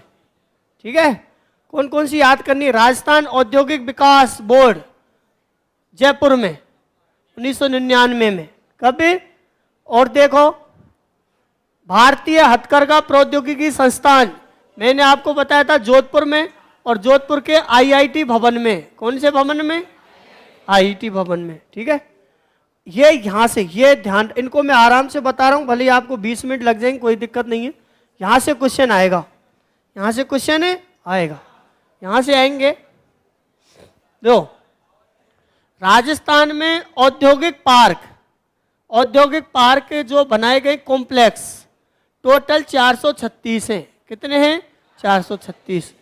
औद्योगिक पार्क क्या होते हैं, जिसमें कोई विशेष चीज रखी जाती है जो फेमस है और वहां से निर्यात किया जाता है। फिर उसका क्या किया जाता है, एक तरह से अपन इन्हें इंडस्ट्री प्रदर्शनी कह सकते हैं। औद्योगिक पार्क या कॉम्प्लेक्स राजस्थान में 436 हैं। सर्वाधिक औद्योगिक क्षेत्र जयपुर जिले में है। सर्वाधिक औद्योगिक क्षेत्र कौन सी जगह है, जयपुर। मैंने कहा 2 कंपनी आएंगी राजस्थान में, एक तो जापानी कंपनी और एक दक्षिणी कोरिया की कंपनी। दक्षिणी कोरिया उत्तरी कोरिया दोनों एक साथ देश हैं। जापान की एक संस्था जेट्रो, जापान की कंपनी कौन सी है, जेट्रो। और दक्षिणी कोरिया की कंपनी है कोट्रा। कौन सी है, कोट्रा। और इनकी फुल फॉर्म आप चाहें तो याद कर लेना, वैसे फुल फॉर्म बैठेंगी नहीं एक साथ इनसे। कोरिया ट्रेड इन्वेस्टमेंट, में हिंदी में बता देता हूँ, कोट्रा की Korea trade investment promotion agency. ये तो इंग्लिश में होती है, एक भी वर्ड मैच ही नहीं कर रहा है यहाँ, आप कहीं सोचें। इसका नाम रखा है इंग्लिश में KOTRA. Korea trade investment promotion agency, यानी कोरिया का मतलब दक्षिणी कोरिया है ही है, ट्रेड यानी व्यापार, इन्वेस्टमेंट यानी निवेश, प्रमोशन यानी उत्थान, और एजेंसी। दक्षिणी कोरिया के व्यापार को उत्थान के लिए, संवर्धन के लिए राजस्थान में जो कंपनी आई उसका नाम है कोट्रा। कौन सी है, समझ गए? जापान के व्यापार को प्रवर्धन के लिए, संवर्धन, संवर्धन यानी बढ़ाना, जापान के व्यापार को बढ़ाने के लिए जो कंपनी आई है उसका नाम है जेट्रा। कौन सी है? तो ध्यान रखना है, दक्षिणी कोरिया की कंपनी है कोट्रा जो राजस्थान में उद्योग स्थापित कर रही है, औद्योगिक क्षेत्र। जापान की कंपनी है जेट्रा। कौन सी है? अब जापानी जो पार्क है, जेट्रा कंपनी का जो मुख्यालय एक तरह से राजस्थान को नीमराना में, कौन सी जगह है? नीमराना अलवर में। और सबसे ज़्यादा जो औद्योगिक इकाई है वो अलवर जिले में ही, नीमराना क्षेत्र में। छोटी मोटी लगभग 45 हैं, और 45 जो औद्योगिक इकाई है वो सब जापान की है अधिकतर। किसकी हैं? जापान की। अब दक्षिणी कोरिया की जो कंपनी आई उसने ग्लास और सिरेमिक हब के रूप में विकसित किया। ग्लास, ये घिलोट क्षेत्र है अलवर का, घिलोट। कौन सा क्षेत्र है? घिलोट क्षेत्र। हालांकि ग्लास उद्योग के लिए धौलपुर फेमस है, कांच उद्योग के लिए, लेकिन कांच का जो औद्योगिक पार्क है वो घिलोट अलवर में बनाया गया दक्षिणी कोरिया कंपनी की सहायता से। और नीमराना पार्क की स्थापना अलवर में की गई है जापानी कंपनी की सहायता से। ठीक है, निर्यात संवर्धन में बता दिए। एग्रो फूड पार्क क्या होते हैं? एग्रीकल्चर से रिलेटेड है, जहाँ पर खाद्यान्न सामग्रियाँ रखी जाती हैं। चारों की चारों याद करने हैं। आपको क्वेश्चन ऐसे आएगा, निम्न में से कौन सा एग्रो फूड पार्क नहीं है? ये क्वेश्चन आ रखा है कई एग्जामों में, कौन सा एग्रो फूड पार्क नहीं है? तो 4 है, बोरानाड़ा जोधपुर, रानपुरा कोटा, गंगानगर और अलवर। तो बोरानाड़ा जोधपुर, रानपुरा कोटा, गंगानगर और अलवर। एक मेगा फूड पार्क है रूपनगढ़ अजमेर में। दूसरा प्रस्तावित है जोधपुर में। तो आपको ध्यान रखना है, 4 एग्रो फूड पार्क है, एक मेगा फूड पार्क है। ये क्वेश्चन आ रखे हैं दोनों। बायोटेक्नोलॉजी के 2 ही पार्क हैं, सीतापुरा में और चौपांकी भिवाड़ी में। सीतापुरा में भी जितने भी इंजीनियरिंग कॉलेज हैं सब सीतापुरा में। तो बायोटेक्नोलॉजी पार्क कहाँ बनाया गया है? सीतापुरा में। टेक्नोलॉजी पार्क है सीतापुरा में, चौपांकी भिवाड़ी में। परिधान या वस्त्र पार्क जगतपुरा जयपुर में। परिधान या वस्त्र पार्क कहाँ बनाया गया? जगतपुरा जयपुर में। अब सुनो, देखो एक कारोला भिवाड़ी में भी है परिधान पार्क।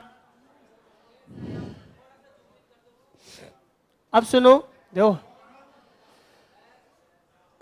अब मसाला पार्क, मैंने आपको मसाले याद नहीं कर, देखो जीरा सबसे ज्यादा कहाँ होता है? जोधपुर में। तो मथानिया जोधपुर में मिर्चों के लिए भी फेमस है, जीरा के लिए भी फेमस है। तो मथानिया जोधपुर में मसाला पार्क। एक रामगंज मंडी कोटा, यहाँ दोनों जगह मसाला पार्क है। पुष्प पार्क फुसखेड़ा अलवर में। सॉफ्टवेयर पार्क कनकपुरा जयपुर में है। सिरेमिक पार्क खारा बीकानेर में। सिरेमिक पार्क चीनी मिट्टी के बर्तनों से संबंधित है। किससे संबंधित है? चीनी मिट्टी के बर्तनों से संबंधित है। स्टोन पार्क, स्टोन पार्क मतलब पत्थर से संबंधित। किससे रिलेटेड है? पत्थर से संबंधित है। देखो लाल पत्थर करौली मासलपुर, बिस्नोदा धौलपुर, सिकंदरा में मूर्ति बनती है तो सिकंदरा दौसा, मंडाना कोटा, मंडौर जोधपुर। मैंने ये ऊन वाले पहले पढ़ा दिया आपको, नरवद खेड़ा में एक तो ऊन को भूलन कॉम्प्लेक्स, एक खारा बीकानेर में। और इनमें से खासकर आपको एक तो ये याद रखना साइबर पार्क जोधपुर में, साइबर पार्क है, और टेक्सटाइल पार्क किशनगढ़ में। मैंने आपको लिखाया था राजस्थान भारत का सबसे बड़ा टेक्सटाइल सिटी, जो जहाँ पर है, जो अपने कौन सा भारत का सबसे बड़ा मैंने लिखा है पावरलूम किशनगढ़। कौन सा था? किशनगढ़। राजस्थान की टेक्सटाइल सिटी हालांकि भीलवाड़ा है, भीलवाड़ा, लेकिन टेक्सटाइल पार्क किशनगढ़ अजमेर में है। अब ये 4 सेज के स्थापित किए गए, 4 सेज के। सेज देखो, सेज, सेज की फुल फॉर्म होती है स्पेशल इकोनॉमिक जोन। 2005 में सेज क्या होते हैं? सीमा शुल्क से मुक्त रखा जाता है। जहां पर जो वस्तु सेज में रखी जाएगी वहां पर सीमा शुल्क नहीं लगेगा। वहां पर क्या नहीं लगेगा? सीमा शुल्क, यानी कर टैक्स नहीं लगेंगे। तो आपको पूछ सकता है सेज की full form special economic zone 2015 से स्थापित है। 2005 से स्थापित हैं। इन्हें सीमा शुल्क से मुक्त रखा गया है। क्या रखा गया है? और देखो कौन कौन सी जगह। एक तो हैंडीक्राफ्ट का सेज है बोरानाड़ा जोधपुर में। ऊन और गलीचा, ऊन सबसे बड़ी मंडी कहाँ है? बीकानेर में। तो जब भी ऊन का नाम आए तो बीकानेर। जेम्स एंड ज्वेलरी मैंने पहले बता दिया सीतापुरा। और हार्डवेयर और सॉफ्टवेयर अलवर में। और महिंद्रा वर्ल्ड सिटी कालावाड़ जोधपुर। तो मैं आपको बता देता हूं, एक तो अपने देखें हैंडीक्राफ्ट। हैंडीक्राफ्ट का मतलब होता है हाथ से बनाई जाने वाली सामान, हैंडीक्राफ्ट। तो हैंडीक्राफ्ट का तो है बोरानाड़ा जोधपुर में। सॉफ्टवेयर और हार्डवेयर का है अलवर में। जेम्स एंड ज्वेलरी का है सीतापुरा में। कहाँ पर है? सीतापुरा में। और एक चौथा है अपन देखें ऊन गलीचा बीकानेर में। और Mahindra and world city Kalwar Jaipur में। कालवाड़ ही है। अब देखो इसको मैं अभी लास्ट में समझाऊंगा, पहले थोड़ा सा इधर से समझाता हूँ, फिर एक ही बचेगा। देखो राजस्थान में सबसे ज़्यादा औद्योगिक विकास को कौन सी प्राथमिकता दी गई? कौन सी परियोजना में? दूसरी में। कौन सी में दी गई? दूसरी में। महालोनबिस मॉडल कहते हैं जिसे। क्या कहते हैं? महालोनबिस मॉडल 1956 से 61 के बीच चली थी दूसरी पंचवर्षीय योजना, जिसमें सबसे ज़्यादा भारत में औद्योगिक विकास को प्राथमिकता दी गई। जिला उद्योग केंद्र की बात करें तो राजस्थान में 36 है, मैंने फर्स्ट में ही बताया था। 32 तो जिला मुख्यालयों पर ही है, यानी 32 जिलाओं में तो 32 हो गए। अब एक जयपुर 33वां जिला मान लो, जयपुर माने तो जयपुर में 2 हैं। लोकसभा सीट भी जयपुर में 2 हैं। एक से अपन देखें कृष्णा पूनिया लड़ी थी जो हार गई है ना, एक जयपुर ग्रामीण और एक जयपुर शहर। तो वहाँ 2 लोकसभा सीट है। तो उद्योग केंद्र भी कितने हो गए? 2। तो 33 जिला तो यहाँ तक हो गए, 34 तो हो गए। अलवर में 2 हैं, एक तो अलवर जिला मुख्यालय का और एक भिवाड़ी का। जोधपुर में भी 2 हैं। तो आपसे पूछेगा ऐसे कौन कौन से जिला हैं जहां पर जिला उद्योग केंद्र 2-2 हैं? जयपुर जोधपुर अलवर। जयपुर जोधपुर अलवर में 2-2 हैं, तो 6 तो ये हो गए। और बाकी के 30 जिलाओं में 30 है ही। ठीक है। अब देखो औद्योगिक नगरी मैंने पहले बता दिया कोटा। राजस्थान का स्कॉटलैंड अलवर को कहा जाता है। विश्व में सबसे ज्यादा शराब का उत्पादन स्कॉटलैंड में होता है और राजस्थान में सबसे ज्यादा शराब उत्पादन अलवर में होता है। और देखो राष्ट्रीय हथकरघा दिवस 7 अगस्त, राष्ट्रीय लघु उद्योग दिवस 30 अगस्त। एक मैंने आपको विशेष फैक्ट लिखा, बैट। बैट क्या होता है? बैट का मतलब होता है वैल्यू एडेड टैक्स। कोई भी वस्तु आ रही है ना बिकने के लिए, उसमें बैट लगा आ रहा है, वैल्यू एडेड टैक्स, मूल्य वर्धित कर। यानी कंपनी में से अगर वो 5 रुपए की बन के निकल रही है तो बाजार में आते आते और उपभोक्ता के हाथ में पहुंचते पहुंचते वो 8 रुपए की हो जाती है। क्यों? कि उस पर कर टैक्स लग जाते हैं। और ये प्रणाली राजस्थान में 1 अप्रैल 2006 से प्रारंभ में हो गई। श्रमिक परीक्षण प्रयोगशाला बीकानेर में। श्रमिक परीक्षण प्रयोगशाला कहाँ पर स्थापित हुई है? मैं आपको बता देता हूँ। देखो श्रमिक का मतलब होता है चीनी मिट्टी से रिलेटेड। तो चीनी मिट्टी का सर्वाधिक जो उद्योग है विकास वो बीकानेर में हुआ है, क्योंकि चीनी मिट्टी बीकानेर में ज़्यादा पाई जाती है, चीका मिट्टी इसलिए। अब सुनो पचपदरा रिफाइनरी, ये ध्यान रखनी है, यहाँ से ये मोस्ट है पचपदरा रिफाइनरी। और पचपदरा रिफाइनरी की बात करें तो बाड़मेर में। थोड़ा सा मैं इसके बारे में पहले बता देता हूँ। इसका शिलान्यास, शब्द ध्यान रखने, शिलान्यास। शिलान्यास, शिलान्यास ये तो लाइन कोई खनिज तेल शोधन का प्रमुख उपक्रम। रिफाइनरी में खनिज तेल का शोधन होता है। क्या होता है? शुद्ध होता है। जमीन के अंदर से कच्चा तेल निकलता है। क्या निकलता है? कच्चा तेल। उस कच्चे तेल को अपन शुद्ध करने के लिए रिफाइनरी की स्थापना करते हैं। तो राजस्थान में खनिज तेल शोधन का एकमात्र संयंत्र पचपदरा में लगाया गया है। कहाँ पर लगाया गया? अब शिलान्यास का मतलब होता है भूमि पूजन। तो भूमि पूजन उद्घाटन तो जब चालू हो जाती है तो होता है भूमि पूजन। शिलान्यास होता है हिंदी की दृष्टि से। शिलान्यास का मतलब होता है भूमि पूजन, और फिर वह पट्टिका लग जाती है कि इसने इसका शिलान्यास किया है। उद्घाटन और शिलान्यास दोनों अलग हैं शब्द। तो शिलान्यास तो 2013 में सोनिया गांधी जी ने किया था। उसके बाद 2017 में समझौता हुआ था एक, और ये प्रश्न उद्योग प्रसार अधिकारी की एग्जाम में आया था। पहले उद्योग प्रसार अधिकारी की एग्जाम 2018 में लगी थी, उस एग्जाम में आया था ये कि राजस्थान सरकार और एचपीसीएल, एचपीसीएल का मतलब होता है हिंदुस्तान पेट्रोलियम कॉरपोरेशन लिमिटेड, के बीच एक समझौता हुआ था और उस समझौते के तहत एचपीसीएल तो लगाएगी 74% रकम और राजस्थान सरकार लगाएगी 26% रकम। सेम टू सेम यही पूछा था कि एचपीसीएल और राजस्थान सरकार के बीच कितना समझौता हुआ है, तो 74-26 का हुआ है, यानी 74% राशि एचपीसीएल कंपनी लगाएगी, 26% राशि राजस्थान सरकार लगाएगी। अब बात करें फिर मोदी जी की सरकार आ गई तो 2018 में इसका उद्घाटन नरेंद्र मोदी ने किया। गहलोत ने इसलिए नहीं किया क्योंकि पेट्रोलियम संघ सूची का विषय है। किसका विषय है? केंद्र सरकार का कानून चलता है, तो मोदी बड़ा है कि गहलोत बड़ा है? तो मोदी बड़ा है। तो ऐसे विषय जिन पर संघ सूची कानून बनाती है उनका उद्घाटन मोदी करेगा। कौन करेगा? हाँ, छोटे मोटे उद्घाटन गहलोत करेगा। तो 2018 में इसका उद्घाटन नरेंद्र मोदी ने किया। यह देश की 26वीं रिफाइनरी है। कौन सी है? 26वीं रिफाइनरी है। यहाँ पेट्रोकेमिकल कॉम्प्लेक्स। अब सुनो, जब पेट्रोलियम को शुद्ध करते हैं तो उसमें से कुछ अशुद्ध धातु वो निकलते हैं, अशुद्ध पदार्थ, जिस कच्चा तेल, उनसे क्या बनती है? जैसे प्लास्टिक बनती है, रबड़ बनती है। तो कॉम्प्लेक्स बनाया गया। एक कंपनी है भेल, BHEL, इसकी फुल फॉर्म होती है भारत हैवी इलेक्ट्रॉनिकल्स लिमिटेड, भोपाल में भेल। कौन सी जगह? भोपाल में। राष्ट्रीय कंपनी है। कैसी कंपनी है? सरकारी। BHEL भारत हैवी इलेक्ट्रॉनिकल्स लिमिटेड, यानी बड़ी बड़ी मशीनरियां बनाती है। तो रिफाइनरी के लिए मशीन कौन उपलब्ध कराएगी? भेल कंपनी। भेल कंपनी कराएगी। इसकी क्षमता है 9 मिलियन मैट्रिक टन। 1 मिलियन में 10 लाख होते हैं, तो 9 मिलियन में 90 लाख, यानी 90 लाख मैट्रिक टन यहाँ से पेट्रोलियम निकलेगा। और इस पर राशि कितनी खर्च की गई? 431, यानी 43,129 करोड़ रुपए का खर्चा आया इस रिफाइनरी को बनाने में। चालू हो गई। देश की पहली इको फ्रेंडली रिफाइनरी है, पहली। BS6 का जो पेट्रोल आ रहा है ना, BS6, नई जो मोटरसाइकिल आई BS5, 6 की आ गई, नई हीरो की जो गाड़ी आ रही मोटरसाइकिल, BS6 का इंजन है उनमें। क्या है? BS। रिजर्व का सिस्टम खत्म है, उनमें रिजर्व नहीं है, डायरेक्ट पेट्रोल खत्म होता है, रिजर्व नहीं है। तो वो BS6 का इंजन है उनमें। कौन सा इंजन है?